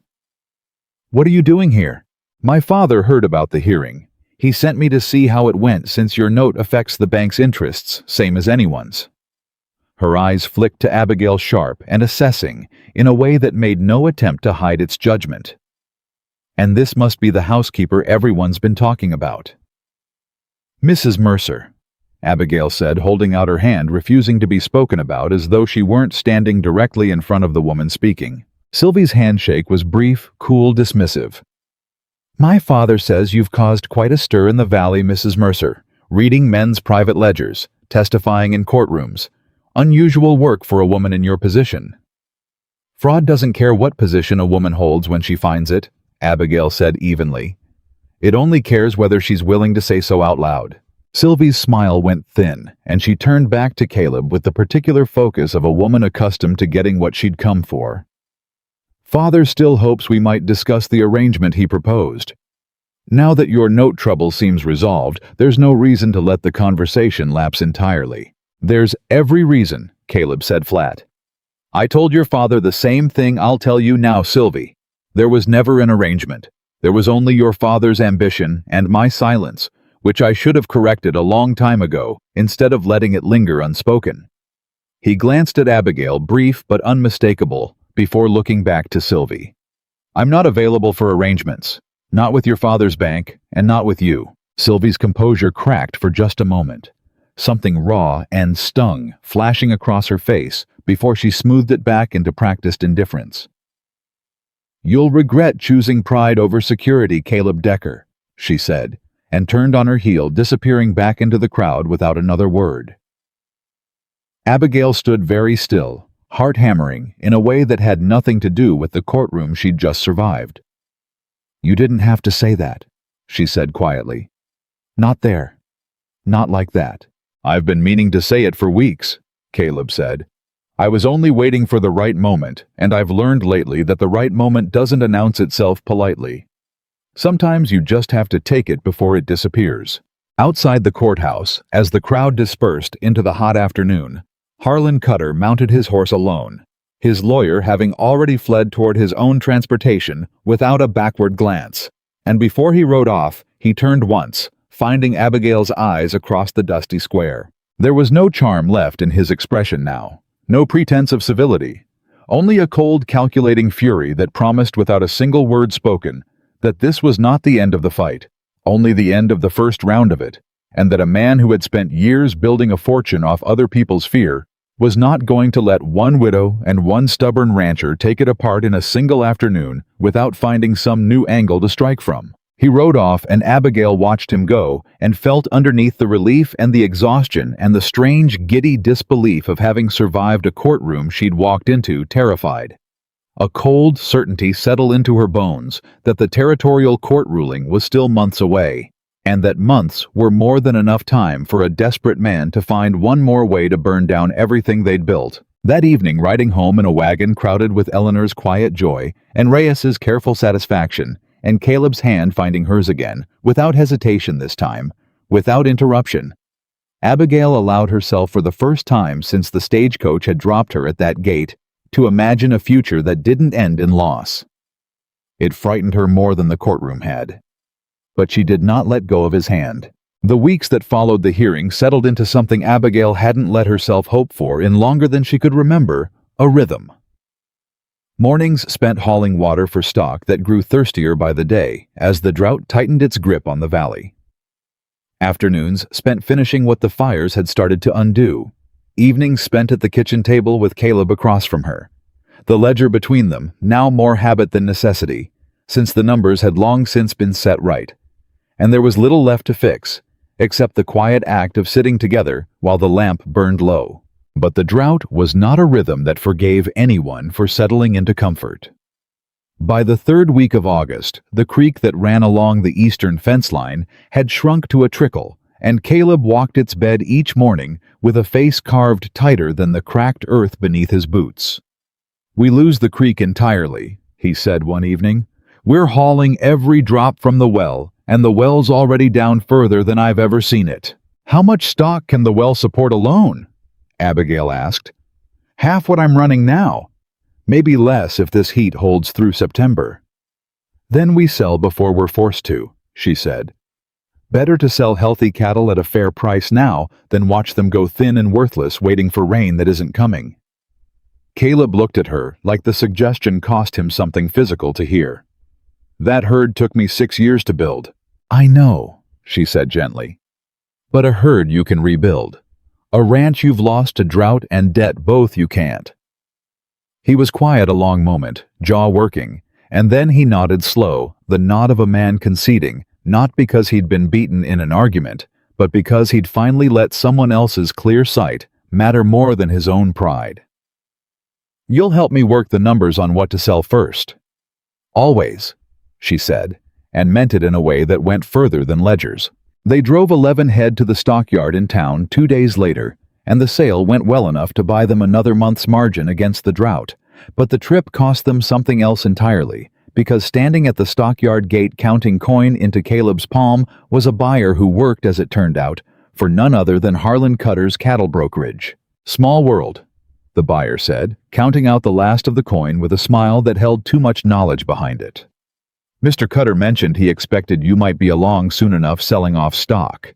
Said the drought would do what the courthouse couldn't." Caleb's hand closed hard around the coin. "You tell your employer the courthouse isn't finished with him yet." "I tell him whatever he asks me to relay," the buyer said, unbothered, mounting back onto his wagon.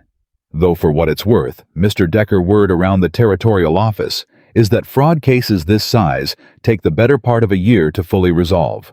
That's a long time for a man to hold a ranch together on a dying well and a stubborn conscience.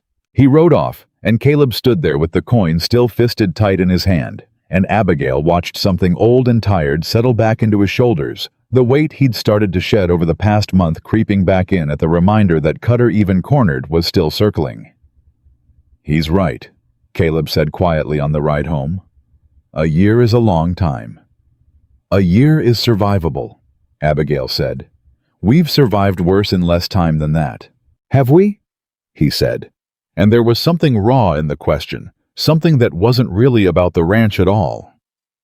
She reached over and took his hand on the wagon bench, same as he'd done for her that night riding to Reyes's office, and he let out a breath like he'd been holding it since the stockyard gate.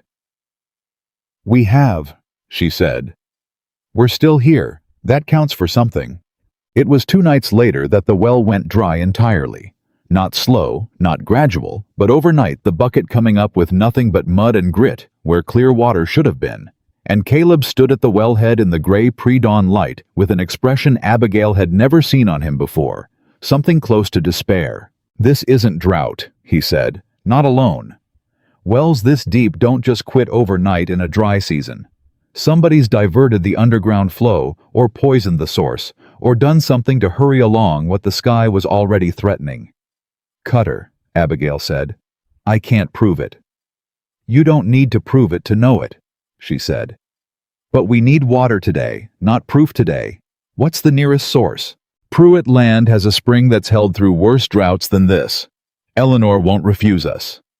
They hauled water from the Pruitt Spring for 6 straight days, wagon after wagon, backs aching. Hands blistered fresh over blisters, only just healed. And on the 4th of those days, one of the hired hands quit, outright packing his few belongings onto a borrowed horse with an apology that sounded more frightened than regretful. Man came through town saying anyone still working Decker land was working for a lost cause. He admitted not meeting Caleb's eyes.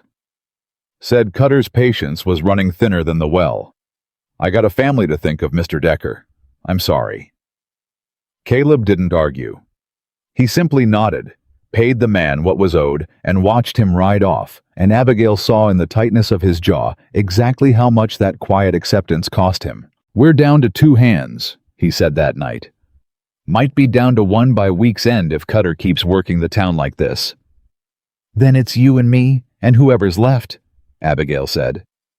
"We've managed worse odds." He looked at her across the kitchen table, lamp burning low, and something in his face shifted into an expression she hadn't seen from him before. Not exhaustion, exactly, though there was plenty of that, but something closer to wonder, like a man discovering slow and disbelieving that the thing standing between him and complete ruin was not luck or money or even land, but a woman who refused to let either of them stop fighting. "I don't know how to thank you for staying through this," he said. "A wiser woman would have taken her share of the stockyard money and ridden on to somewhere with a working well and no Cutter circling the fence line. I'm not interested in being wise if it means being alone." Abigail said quieter than she meant to, the words slipping out before she'd fully decided to let them. "I tried alone. I know exactly what it feels like. I'd rather be tired and thirsty here than safe and empty somewhere else." Caleb reached across the table and took her hand, slow, deliberate, and this time neither of them pulled away, and the silence between them stretched long and warm and entirely unafraid. It was Eleanor who found the truth about the well. 8 days later, arriving breathless with news that finally gave shape to the shapeless fear both of them had been carrying. "One of my hands overheard talk in town," she said. "A man bragging in the saloon about being paid well for quiet work out at the Decker property line said something about diverting flow through an old mining channel nobody remembered still existed. Said his employer wanted the well dry before the drought could take the blame for it fair and square." "Did he say who employed him?" Caleb asked, already moving for his horse. "He didn't need to," Eleanor said. "Everyone in that saloon already knew." "That's evidence," Abigail said, catching Caleb's arm before he could mount up in fury. "Real evidence this time of sabotage tied directly to Cutter. We take it to Reyes. We don't ride out to confront a drunk man in a saloon and hand Cutter another excuse to paint you violent." Caleb's jaw worked fury and reason warring plainly across his face, and after a long moment, Reason won the way it had started winning more often since Abigail's arrival, and he exhaled hard and nodded. "Reyes, then," he said. "Tonight." Reyes took the news with the same grim satisfaction he'd shown at every previous discovery, scribbling notes fast, already calculating how the evidence might strengthen the pending territorial case. "Sabotage of a water source is a serious charge," he said. "If we can get that hand to testify formally sober and under oath, this becomes more than a financial fraud case. This becomes a pattern of ongoing criminal intimidation, which territorial court will weigh far more heavily than paperwork discrepancies alone." "Will he testify?" Abigail asked. "A drunk man bragging in a saloon isn't the same as a man willing to put his name on a sworn statement." "That," Reyes admitted, "is the part I can't promise you. Men who take money for quiet work rarely want their names attached to what that work actually was." It took another week of careful, patient persuasion. Eleanor's gentle insistence, Reyes's legal reassurance that testimony against Cutter would be protected, and finally, the hand's own guilt worn thin by watching the Decker cattle grow gaunt on rationed water he himself had helped steal, before the man agreed to give a sworn statement. Hands shaking as he signed it, admitting to the diversion, admitting who had paid him, admitting in careful, reluctant detail that Harlan Cutter had specifically instructed him to make the sabotage look indistinguishable from natural drought. That signature was, Reyes told them plainly, likely to be the single most damaging piece of evidence in the entire case. "This isn't fraud anymore," he said. "This is criminal conspiracy. Territorial court will not look kindly on a man willing to poison a well to win a financial dispute. I expect Cutter's lawyers to begin discussing settlement terms rather than risk a trial once they learn what we're holding." But Cutter did not go quiet simply because the evidence had turned against him. 3 days after the sworn statement was filed, the witness himself rode out to the Decker ranch at dusk, hat in hand, face pale beneath a fresh bruise along his jaw. "I need to withdraw my statement," he said, not meeting anyone's eyes. "Man came to my house last night. Didn't give a name. Didn't need to. Told me accidents happen to families who talk too much to lawyers." Caleb's hands curled into fists. "He threatened your family." "Didn't say it plain. Said it plain enough." Abigail stepped forward before Caleb's fury could take over the conversation entirely. "Reyes told you your testimony would be protected. Have you told him about this threat?" "Didn't think it'd matter. A signature's a signature. I can just say I misremembered." "A threatened witness recanting under pressure is itself evidence," Abigail said. "Reyes can petition the court for protection, can have the threat itself investigated as further proof of Cutter's methods. Withdrawing your statement doesn't make you safer. It only makes Cutter bolder, and it leaves you carrying the guilt of a well gone dry with no consequence attached to the man who did it." The hand stood silent a long moment, working his hat brim between nervous fingers. "They'll come back," he said, finally quiet. "Whoever it was." "Then let Reyes make sure the law comes for them first," Caleb said. "You did something brave signing that statement. Don't let one bruise undo it." It took the better part of that evening, Reyes summoned out by urgent rider, before the man agreed to let his statement stand, provided Reyes could secure some manner of protection for his family until the case concluded, a request Reyes promised to press before the territorial prosecutor with everything he had given. How directly the intimidation itself now supported the very conspiracy charge they were building.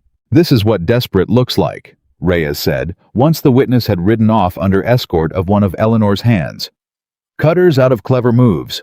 All he has left is fear, and fear only works until somebody decides they'd rather be brave than safe."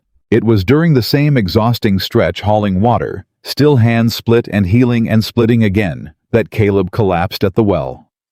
One scorching afternoon, felled by heat and exhaustion he'd refused to admit to for days, and Abigail's whole world narrowed down to nothing but the sight of him crumpled in the dust, unmoving. "Caleb," she said. And then, when he didn't stir louder, edged with a fear sharper than anything Cutter had managed to provoke in her all summer. "Caleb." She got him into the shade of the porch, soaked cloths against his neck and wrists, forced water past his lips, a slow trickle at a time, and sat with his head in her lap for the better part of an hour before his eyes finally fluttered open, dazed and apologetic. "How long?" he rasped. "Long enough to frighten 10 years off my life," Abigail said, her voice cracking despite her best effort to keep it steady. "You've been hauling water from before dawn every single day and eating half what a man your size needs to keep going. You are no use to this ranch collapsed in the dirt, Caleb Decker." "Didn't think it'd catch up with me that fast." "It caught up with you because you've been trying to carry this whole drought on your own back, same as you tried to carry the debt before I ever arrived," she said. "You don't have to prove anything to me by working yourself into the ground. I'm not going anywhere. You can rest without losing me in the process." He looked up at her, still weak, still pale beneath the sunburn, and something in his face cracked open in a way she hadn't seen from him, even in the worst of the fires. "Nobody's said that to me in 6 years, he admitted. "Not since my wife passed. I got so used to nobody watching whether I ran myself into the ground that I forgot what it felt like to have someone actually mind." "I mind," Abigail said simply, and pressed a cool cloth back against his forehead, and he closed his eyes and let her tend him without another word of protest, which told her, more than any speech could have, exactly how far his walls had finally come down. He recovered within 2 days, stubborn as ever, but chastened enough to accept a lighter share of the hauling. And it was during that recovery that the town's opinion of Abigail began slowly, and without fanfare, to shift. It started small. A woman from the general store, one of the very same who had murmured about curses months before, rode out unannounced with a basket of preserves, mumbling something about neighborly duty during hard times, unable quite to meet Abigail's eyes, but staying long enough to ask haltingly how the sabotage investigation was proceeding, and whether it was true that a widow had been the one clever enough to catch Cutter's fraud in the first place. "It's true," Abigail said, and did not let the moment feel like triumph, though some small tired part of her wanted to. "My husband took a note from that man 2 years back," the woman admitted, quieter now. "I always wondered why the numbers never sat right with me. Never had the courage to ask anyone to check them." "You still can," Abigail said gently. "It's not too late to look closely at what you signed." The woman left with less judgment in her posture than she'd arrived with, and word of the exchange spread through town, same as every other piece of gossip always had. Except this time, it carried something closer to respect than ridicule. And by the following week, 2 more families had quietly approached Eleanor, asking whether Mrs. Mercer might look over their own notes just to be certain. Even the clerk, who had once looked her over with open judgment at the general store counter, nodded to her now when she came in for supplies. A small thing, barely a gesture at all. But Abigail had learned enough about small things this summer to know they were rarely as small as they first appeared. A nod was not an apology. It was not friendship.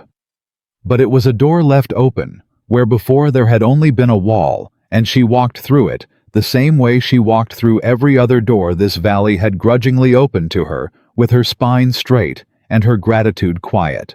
The rain, when it finally came, arrived without warning on a Tuesday evening in early September, the sky splitting open after 2 months of dust and prayer, and Abigail stood on the half-rebuilt porch, watching it fall in genuine disbelief, letting it soak through her dress. Laughing for the first time in longer than she could remember. A sound that surprised even her with how unguarded it came out. Caleb came out to stand beside her, both of them getting drenched, neither one caring, and he looked at her laughing in the rain with an expression that had finally shed every last trace of the suspicion he'd greeted her with at the gate all those weeks ago. "You look happy," he said, like it was a discovery. "I am happy," she said, and the admission surprised her as much as the laughter had. "I didn't think I'd feel that again, not after everything." "Neither did I," Caleb said quietly, and reached out, slow, careful, and brushed a strand of wet hair back from her face, his hand lingering against her cheek longer than the gesture required. "Caleb," she said, his name coming out softer than she intended. "I've been wanting to do something for weeks now," he said, "and I keep letting the ranch, the drought cutter, all of it get in the way of saying it plain. So I'm saying it now, rain or no rain. I don't want you gone when this ranch is finally safe, Abigail. I don't want you here because you've got nowhere else to go. I want you here because I've come to need you the way I need rain after 2 dry months. And I didn't know a person could feel that way about somebody twice in one lifetime. Not after I buried my own wife 6 years back and told myself that part of my life was finished. Abigail's breath caught rain running down both their faces, and for a moment she simply stood there, letting the weight of what he'd said settle into her chest, alongside everything else this ranch had rebuilt in her over the past 2 months. I didn't know you'd lost a wife, she said quietly. Fever, he said. Same as your husband from what you've told me. I stopped talking about her because talking about her felt like admitting the ranch had beaten me twice, once when she died, and once every day after trying to hold this place together alone. He looked at her, rain dripping from his hat brim. I don't feel alone anymore, Abigail. Not since you climbed down off that stagecoach with $11 and more courage than any woman I've ever met. She reached up then and kissed him, rain-soaked and unhesitating, and he kissed her back like a man who had spent 6 years convinced he'd never allow himself this again. And when they finally broke apart, breathless, both of them laughing now, soaked through and unbothered by it, Abigail felt something settle inside her chest that she hadn't felt since long before her husband's fever took him, the quiet, solid certainty of being exactly where she belonged. The rain broke the drought for good over the following days, refilling the creek, easing the pressure on the well, even before Reyes's investigator confirmed the sabotaged channel and had it properly repaired. And with the physical crisis lifted, the ranch itself seemed to exhale, fences holding cattle, regaining their weight.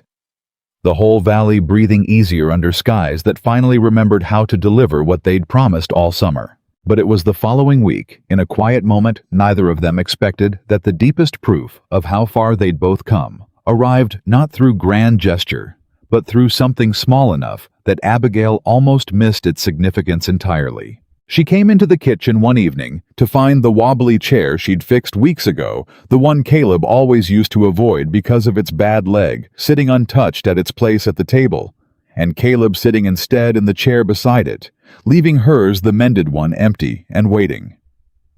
You could sit there, she said, nodding at the fixed chair. I know, he said. I wanted you to have it. You fixed it. Feels right that it's yours. It was such a small thing. A chair. A leg mended with new wood and careful joinery weeks ago during her first days on the ranch, back when she was still proving herself. Still counting down 30 days, like a sentence rather than a beginning. And yet, something about him saving it for her quietly, without announcement, without expecting thanks, told her more plainly than any rain-soaked kiss ever could that this man had built a place for her in his life. The same careful way she'd built a place for herself in his ledgers. Slowly, deliberately, one small correction at a time, until what had once been broken simply worked. Eleanor came by 2 days later with news that closed the last open wound of the summer word from Reyes, that Cutter's lawyers had, exactly as predicted, open settlement discussions rather than risk the sworn testimony about the well going before a territorial jury. He's offering full forgiveness of the remaining note balance, Eleanor read from the letter, in exchange for the case being dropped and all parties agreeing not to pursue further criminal charges regarding the fires and the well. That's not justice, Caleb said. That's a man buying his way out of consequences, same as he's always done. It's also your ranch clear and free of debt, without another year of court dragging both of you through it, Reyes said, having ridden out himself to deliver the news plainly. I'll let the decision sit with you both. I can push for full prosecution if that's what you want, and I believe we'd likely win it, given the strength of what we're holding. But it would take months, possibly longer, and it would mean reliving all of this in a courtroom that isn't guaranteed to be any kinder than the last one. Abigail thought of Cutter's face outside the courthouse, cold and promising more fight to come, and thought too of the well gone dry, the fires, the boot prints, the months of fear stacked one on top of another since she'd first climbed down off that stagecoach. What happens to the other ranchers he's cheated? She asked. If we accept a private settlement that only clears Caleb's debt, Eleanor's note and the Whitfield's claim aren't part of this settlement offer, Reyes clarified. This is specific to the Decker property. If you accept the criminal case regarding the well sabotage, could still proceed separately, since that charge doesn't belong to Decker alone. It belongs to the territory for the crime of poisoning a shared water source. Cutter can buy his way out of Decker's civil claim. He cannot buy his way out of a criminal charge that the territorial prosecutor chooses to pursue independently. Then let him settle the debt, Abigail said slowly, and let the territory handle the rest. We get what we actually need, the ranch clear and safe, and we don't have to spend another year of our lives fighting a war that was never fully ours to finish alone. Caleb looked at her a long moment, something unreadable working behind his eyes, and then he nodded, slow, trusting her judgment, the way he'd learned to trust it on every ledger line and every fence repair since the day she arrived. Draw up the settlement, he told Reyes. Clear the note. Let the territory handle whatever's left of Cutter's reckoning. Cutter came to the ranch one final time 3 days after the settlement papers were signed, riding up to the gate alone in the fading afternoon light. His fine black coat, looking for the first time since Abigail had known him, faded and out of place against the mended fences and the rebuilt barn behind him. Come to admire your handiwork, Caleb asked, stepping out onto the porch, Abigail close behind him. Come to remind you both that this isn't over, Cutter said, though something in his voice had lost its earlier certainty, worn thin by weeks of losing ground he'd never once expected to lose. The territorial prosecutor's circling. My lawyers say I might lose more than money before this settles fully. You might, Abigail said. Fraud and sabotage tend to cost a man more than the widows and ranchers he cheated ever could have taken from him honestly. Cutter's eyes settled on her, and for a moment the old contempt flickered there, but underneath it now sat something raw, something closer to fear than she'd ever seen from him. You could have taken the money, he said. Back at the start, disappeared. Lived comfortable somewhere nobody knew your name. I could have, Abigail agreed. But comfortable was never worth as much to me as the truth. You built your whole fortune on believing widows and ranchers would always choose comfortable over costly. You were wrong about me. You were wrong about all of us. He said nothing to that jaw working, and after a long moment he turned his horse and rode off without another word. And this time, Abigail felt no cold certainty of further fights to come. Only a tired, settled peace, the particular quiet of a war finally truly ending. That evening, with the note finally truly cleared and the ranch standing solid under a sky washed clean by rain, Caleb and Abigail sat together on the porch steps, the same steps where the fire's grief had once nearly broken her, the same steps where the topic of Sylvie Delacroix had once driven her inside in silence, and for the first time since her stagecoach had rattled to a stop at that gate, Abigail let herself imagine a version of the future that didn't require bracing for the next loss. Eleanor rode out one last time before the season fully turned, bringing not urgent news this time, but simple company sitting with them on the mended porch as the evening cooled around all three of them. I never thought I'd see this valley change the way it has this summer, she said, watching the fireflies rise over the pasture that had nearly burned twice. Cutter's grip on this place felt permanent, felt like something none of us would ever climb out from under. It wasn't permanent, Abigail said. It only felt that way because nobody had looked closely enough to see the cracks in it yet. You looked, Eleanor said. I'm grateful every day you climbed down off that coach and decided to keep looking, even when it would have been easier not to. I had help, Abigail said, glancing at Caleb, who ducked his head unused still to being thanked so plainly. I had you telling me I wasn't foolish for having trusted the wrong man once. That mattered more than you probably realize. Eleanor left before full dark, and the porch settled back into quiet. The two of them alone again with the fireflies and the cooling night air, and it was into that quiet that Caleb finally spoke the question that had been sitting unasked beneath every kind word and every careful touch since the rain had broken the drought. You never did tell me, Caleb said quiet in the dark, whether you can actually sew. Abigail laughed, surprised the sound warm and unguarded. You asked me that the very first day, before you even knew my name. I remember, he said. I also remember you telling me you could fix what's breaking instead of answering the question I actually asked. I can sew, she said. Quite well, in fact. My mother taught me before she passed, but I think you already knew the answer didn't matter half as much as whether I'd stay long enough to prove it. No. Caleb admitted, taking her hand in the dark, his thumb tracing slow over her knuckles, over the scars the fence wire had left there weeks ago, now faded to thin white lines. It never did matter. I just didn't know yet what I was really asking. They sat together, as the night settled fully over the valley crickets, loud in the wet grass, the smell of rain still clinging to everything. The ranch behind them standing whole and mended, in every place that had once been broken fences, tight barn rebuilt, ledger balanced well-running, clear again. And Abigail thought, watching the stars emerge one by one overhead, that she had come to this place with nothing but $11 and a torn hem, expecting only 30 days of trial before being sent away, and had found instead something she'd stopped believing was possible to find twice in one lifetime. Caleb turned to her in the dark, his voice low and steady, carrying none of the guardedness that had marked every word he'd spoken to her at that gate 2 months before. "Abigail," he said. And this time, when he said her name, it wasn't a test or a warning or even a question.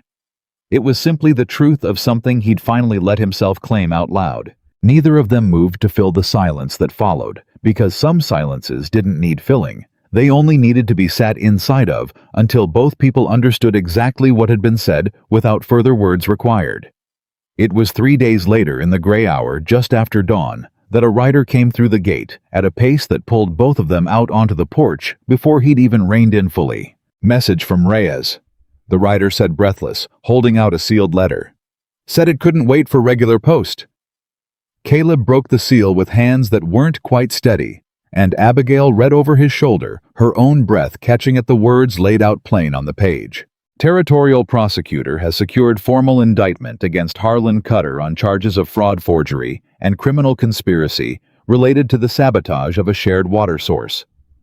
Warrant issued this morning. Cutter attempted to flee toward the territorial line before dawn. Apprehended 11 miles east of town. Trial date to be set within the month. Come to town when you're able.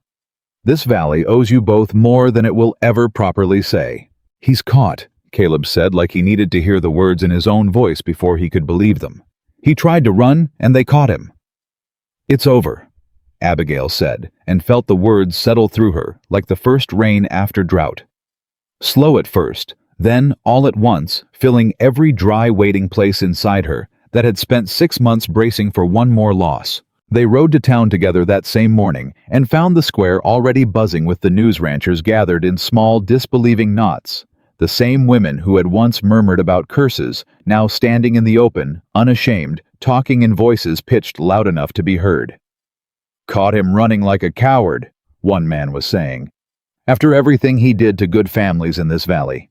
Eleanor found them at the edge of the crowd, her face bright in a way Abigail hadn't seen since before her husband's death, years of quiet grief finally cracking open into something like joy. "They say the well sabotage charge alone could mean years," Eleanor said, gripping both their hands at once. "Years, Abigail. Not a settlement. Not a fine he can pay his way out of. Actual consequence. Reyes said the fraud case alone might have taken a year to resolve," Abigail said. "This came faster than any of us expected." "Desperate men make desperate mistakes," Caleb said. Running toward the territorial line practically confessed for him. Word spread through the crowd that Judge Alden himself had insisted on presiding over the criminal proceedings personally, having, in his own words to a reporter from the territorial paper, developed a particular interest in seeing this matter through to its proper conclusion. A sentence that made Abigail smile despite herself, remembering the sharp, careful way he'd watched her testify months before, weighing her words like a man determined to be fair, even when fairness was inconvenient. They stayed in town longer than either of them planned, accepting congratulations from ranchers who had once eyed Abigail with suspicion, and now approached her directly asking after her opinion on this note or that debt, treating her for the first time since she'd stepped off that stagecoach as someone whose judgment carried weight in this valley, rather than someone whose body and circumstance made her judgment suspect. It was near midday, standing outside the general store with Caleb fetching supplies inside, that Sylvie Delacroix approached her one final time, dressed sharp as ever, though something in her posture had lost its earlier certainty. "I heard the news," Sylvie said without preamble. "Cutter caught trying to run." "You heard correctly," My father's bank held several of Cutter's other notes as collateral. Sylvie continued, and there was something almost vulnerable beneath her usual composure now. This scandal touches closer to our family's business than I think you realize. Father's been quieter than I've ever known him to be. I'm sorry to hear that, Abigail said, and meant it, because she had learned enough this summer about the particular grief of watching one's foundation crumble to feel genuine sympathy, even for a woman who had once looked at her with open contempt. Sylvie studied her a long moment. I came here today intending to say something cutting. I find I don't have it in me anymore. She hesitated, then added quieter. You were right outside the courthouse. Fraud doesn't care about position. I think perhaps I've spent too long caring about it instead. She left without waiting for a response, and Abigail stood there a moment surprised at the strange, unlooked-for piece that small exchange had left behind, one more piece of the summer's wreckage, settling quietly into place. Caleb emerged from the store a few minutes later, arms full of supplies, and found her standing thoughtful in the street. Everything all right? Everything settling, Abigail said. In ways I didn't expect. They rode home in the golden light of early afternoon, the valley around them green again, after the rain, the fences holding the cattle grazing fat on grass, no longer the color of old paper. And Abigail felt for the first time since her husband's fever took him, that the ground beneath her feet had stopped shifting entirely. It was that evening, 3 weeks later, on an ordinary Tuesday, that carried no particular weight, until Caleb made it carry one, that everything changed again this time, not through crisis, but through a decision he'd clearly been building toward, with the same careful patience he brought to every fence post and every ledger line. He found her in the kitchen working through the last of the harvest accounts by lamplight, and instead of settling into his usual chair across from her, he came around the table and knelt beside her, which startled her enough that she set down her pencil entirely. Caleb, what? I've been practicing this for 2 days, he admitted, and every version I rehearsed sounded better in my head than it does now that you're actually looking at me. Then say it plain, she said, her heart already climbing into her throat, some part of her already understanding what was coming even before the words arrived. You've never needed fine phrases with me before, Abigail Mercer, he said, and took her hand in both of his, rough and steady and warm. I asked you once if you could sew, and you told me you could fix what's breaking, and I thought at the time you meant the porch, or the fence, or the ledger. I didn't understand yet that you meant something a great deal larger than any of that. You fixed this ranch. You fixed a case nobody else believed could be won. And somewhere in all of that fixing, you fixed something in me I didn't know had gone as broken as it had after my wife passed. And I told myself I'd spend the rest of my life alone, rather than risk that kind of loss again. His voice caught, and he pressed forward anyway the way she'd watched him press forward through fires and droughts and courtroom cross-examinations all summer long. I don't want 30 days with you anymore, he said. I don't want a season or a year or however long it takes territorial court to fully settle Cutter's fate. I want all of it, Abigail. Every ordinary evening at this table, every fence that needs mending, every hard morning and every easy one. I'm asking you to marry me not because the ranch needs a housekeeper, and not because I need someone to balance my books. Though God knows you're better at both than I ever gave you credit for at that gate. I'm asking because I love you plain and complete, and I don't want to spend one more day of my life pretending otherwise. Abigail's eyes filled, and for a moment she couldn't speak at all. The weight of 6 months of grief, and $11 and a torn hem, and 30 days of trial, all rising up at once, colliding with the astonishing, undeserved gift of a man kneeling in a mended kitchen, asking her to stay not out of necessity, but out of love. Yes, she said, and the word came out rough, half laugh and half sob, entirely unguarded. Yes, Caleb, 1,000 times yes. He kissed her, then slow and certain, and when they finally broke apart, both of them laughing through tears, neither had expected.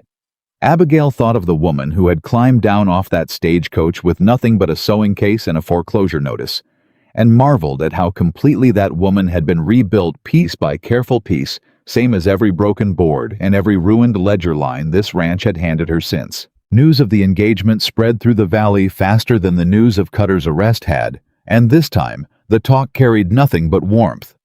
Women who had once whispered about curses, now stopping Abigail in the street, to offer congratulations, to ask what she'd wear, to share small gifts of preserves and mended linens that felt in their own quiet way, like a whole community, finally admitting they'd been wrong about her from the start. Eleanor cried when she heard gripping Abigail so tight it nearly hurt. "I watched you climb down off that coach months ago, looking like the world had already finished with you," Eleanor said, wiping at her eyes. "I am so glad the world was wrong." "I couldn't have done any of it without you," Abigail said. "The evidence, the courage to speak up, all of it. You gave me somewhere to belong before Caleb ever did." "Then let me give you one more thing," Eleanor said, straightening businesslike again despite her wet eyes. "My mother's wedding dress. It'll need altering. You're built sturdier through the shoulders than she was, but the lace alone is worth more than anything the dress shops in town could offer, and I'd be honored to see it worn by a woman who earned her happiness the hard way, same as I did once before I lost mine." Abigail altered the dress herself over the following 2 weeks, evenings spent with needle and thread instead of ledger and pencil, and found working the fine old lace with careful stitches that sewing had never once stopped being the thing she was good at.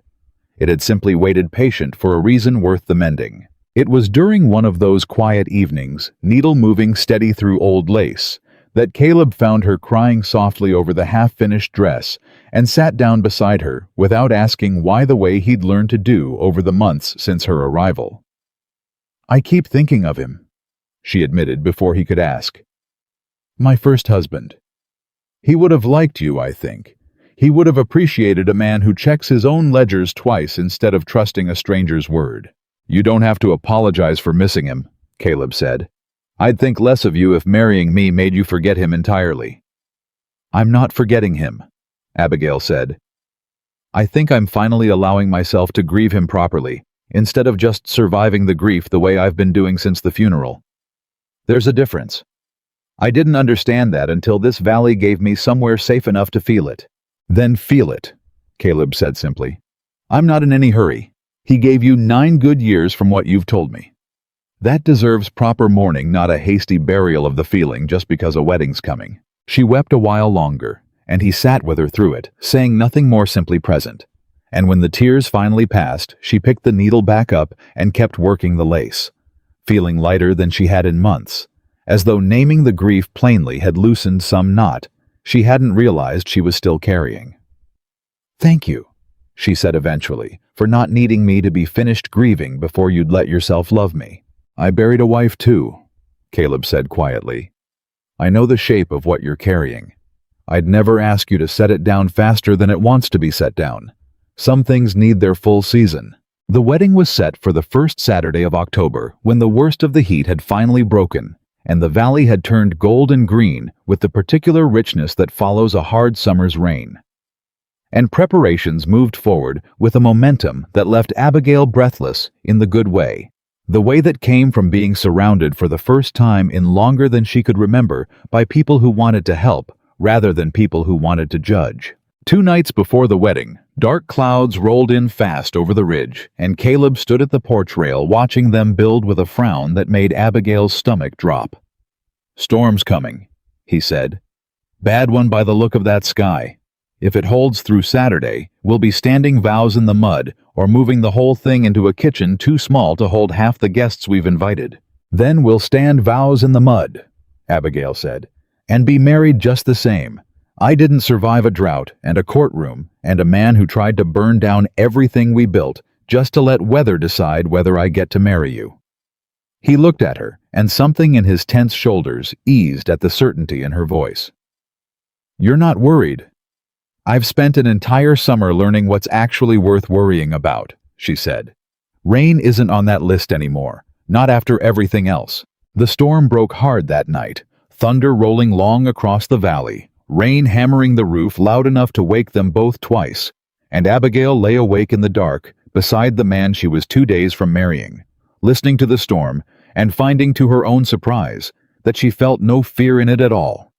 Only the strange, settled comfort of weathering something difficult beside someone who wasn't going anywhere. By dawn, the storm had passed as quickly as it came, leaving the valley washed clean and glistening, the sky scrubbed to a brilliant cloudless blue that held not the faintest threat of rain through the whole of the following day, and Eleanor, arriving early to help with final preparations, declared it nothing short of providence. "The land clearing itself out just in time," she said, surveying the damp, gleaming grass. "Almost like it wanted to give you both a proper start." "Almost like it did?" Abigail agreed, and found she believed it a little after everything. But even joy that autumn could not entirely outrun the last echo of Harlan Cutter's reach. 6 days before the wedding, a letter arrived from Reyes with news that stopped Abigail's heart cold for the length of one terrible breath. Cutter, awaiting trial, had somehow managed to bribe a guard and attempt escape from the territorial jail, making it as far as the stable yard before being caught and subdued, and in the chaos of his capture, he had shouted loud enough for several witnesses to hear, and later repeat a threat naming both Caleb and Abigail, directly promising that if he went down, he intended to make sure they remembered exactly why they should have taken his money and disappeared when he'd offered them the chance. "It's an empty threat," Reyes wrote, "made by a desperate man now facing additional charges for attempted escape and bribery of a territorial officer. I've requested increased security around both of you until sentencing purely as precaution. I do not believe he has any remaining resources to act on what he shouted in a moment of fury, but I would be remiss not to warn you plainly." Caleb read the letter twice, jaw tight, and then folded it carefully and set it on the table between them. "We're not letting him take this from us," he said. "Not the wedding, not one more day of peace." "I'm not frightened of him anymore," Abigail said, and found saying it aloud that it was entirely true. "He's a man in a cell now, awaiting a trial he cannot buy his way out of. Whatever threats he shouts in the stable yard are the sound of a man who has already lost everything that used to make him dangerous." "You're certain?" "I've spent an entire summer being afraid of Harlan Cutter," she said. "I find I have no more fear left to give him. Only the wedding, Caleb. Only you." He looked at her a long moment, something fierce and grateful working behind his eyes, and then he pulled her close and held her, and neither of them spoke of Cutter again in the days that followed, because there was simply too much else worth their attention. The dress, the flowers. Eleanor insisted on gathering herself from the pasture that had nearly burned twice that summer, the small handful of guests who would gather at the ranch itself rather than the church in town, since Caleb had insisted, quiet and certain, that he wanted to marry her on the land she had rebuilt with her own 2 hands. The morning of the wedding arrived clear and cool, the first true breath of autumn settling over the valley, and Abigail stood in the small room off the kitchen, the same narrow room she'd been given as hired help all those months ago, transformed now with borrowed mirrors, and Eleanor's careful hands pinning the altered lace into place, and looked at her reflection with something like disbelief. "You look nothing like the woman who climbed off that coach," Eleanor said, fussing with the final pins. "I feel nothing like her," Abigail admitted. "And everything like her both at once. I don't think I could have gotten here without having been her first." "That's usually how it works," Eleanor said gently. "The breaking comes first. The building only happens after." Outside, the small gathering had assembled beneath the open sky, the 2 remaining hired hands who had stayed loyal through drought and fire, both Reyes himself having ridden the long distance specifically for the occasion, several of the ranchers whose notes had once carried Cutter's fraudulent hand, and who now stood as neighbors rather than strangers, and Eleanor standing close at Abigail's side as she walked the short distance from the porch to where Caleb waited. He watched her cross that short stretch of mended ground with an expression she would carry with her the rest of her life, not the flat suspicion of a man testing a stranger at a gate, but the open, unguarded wonder of a man who had spent 6 years convinced this particular kind of happiness was closed to him forever and had been proven joyfully wrong. The preacher's words passed quickly, both of them too full of the moment to fully register the formal language until it came time for the vows themselves, and Caleb spoke as plain and steady, same as he did everything. "I promise to fix what's breaking, same as you taught me to," he said, "and to let you fix what's breaking in me for as long as we both shall live." He paused, and something in his throat worked before he continued, quieter, now meant more for her than for the gathered witnesses. "I stood at that gate 3 months ago and asked you if you could manage a house, or if you'd slow me down, and I have never in my life been so wrong about anyone as I was wrong about you that afternoon. You didn't slow me down, Abigail. You caught me before I fell all the way through the floor. This ranch had been rotting beneath me for years. I don't know how to thank a person properly for that. I only know how to promise I'll spend the rest of my life trying. Abigail, when her turn came, found her voice steadier than she expected. I came to this land with $11 and a torn hem, she said, expecting 30 days before being sent away. I found instead a home, a family, and a man who saw past every assumption the world ever made about me. I promised to stay. Not because I have nowhere else to go, but because there is nowhere else I would rather be. She glanced down at her hands, steady now. The fence wire scars faded to thin pale lines against her skin, and thought of the needle that had gone through her thumb the night before her stagecoach ride, the small, sharp pain she'd swallowed rather than let slow her down. I've spent my whole life being told what a woman shaped like me is and isn't capable of, she continued.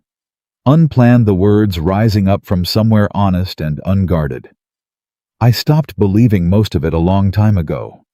But some small part of me still flinched every time a stranger's eyes measured me and found me wanting. Caleb never once measured me that way. Not after the first afternoon.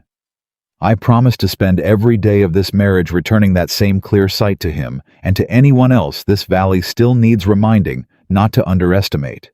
When Caleb kissed her, the small gathering erupted into the kind of warm, unrestrained cheering that only comes from people who have watched two individuals earn their happiness the hard way. And Abigail, laughing and crying at once, felt the last of her old grief finally settle into something gentler, not gone, never entirely gone, but transformed the way rot transforms into rich soil once it's been properly cleared away, making room for something new to grow in its place. Reyes stood to offer a toast once the meal had settled, raising a cup of cider with the particular formality of a man unaccustomed to speaking outside a courtroom. I've spent 20 years watching powerful men take advantage of people who had no way to fight back, he said. I want you all to remember this day and remember that it happened because one woman refused to believe she had no way to fight back. Mrs. Decker. He inclined his head toward Abigail, and something in the formal use of her new name made her chest tighten with a fierce, grateful joy. You didn't just save this ranch. You reminded an entire valley what's possible when somebody decides to look closely at what everyone else agreed to stop questioning. The gathered guests raised their cups, and Eleanor, standing beside Abigail, squeezed her hand tight enough to ache. He's not wrong, Eleanor whispered. None of us questioned Cutter for years. It took a stranger with nothing left to lose to show us we'd been afraid of a man who was never as powerful as he wanted us to believe. That evening, as the small gathering shared supper on tables set up in the yard, word arrived by Ryder Reyes, again, unable to resist sending news even on their wedding day, that Cutter's trial date had been moved up following his failed escape attempt, and that the territorial prosecutor now expected a swift conviction given the weight of evidence, the sabotage confession, and the fresh charges of bribery and attempted flight. Caleb read the letter aloud to the assembled guests, and a quiet, satisfied murmur passed through the gathering. Not celebration exactly. This was still a valley that had suffered under Cutter's hand for years, but something closer to relief, the particular relief of watching a long-carried weight finally set down for good. The actual conviction came 3 weeks into their marriage, delivered by Reyes himself, riding out on a crisp November morning with a paper that made Caleb whoop loud enough to startle the horses in the newly rebuilt barn. 12 years, Reyes announced, swinging down from his horse with a grin wider than Abigail had ever seen on him. Fraud, forgery, conspiracy, sabotage, bribery, and attempted flight all counted separately. Judge Alden showed no mercy whatsoever, and I don't believe he intended to. Said in his ruling that a man who poisons a shared water source to win a financial dispute has forfeited any claim to leniency this territory might otherwise extend. 12 years, Abigail repeated, letting the number settle fully into her chest, feeling something long and tightly wound finally completely unspool. The Whitfield's claim was included in the sentencing too, Reyes added, and Eleanor's. Every ranch he ever cheated gets restitution paid out of what remains of his assets once the territory finishes seizing them. It's not everything anyone lost. Money rarely replaces what fraud actually takes.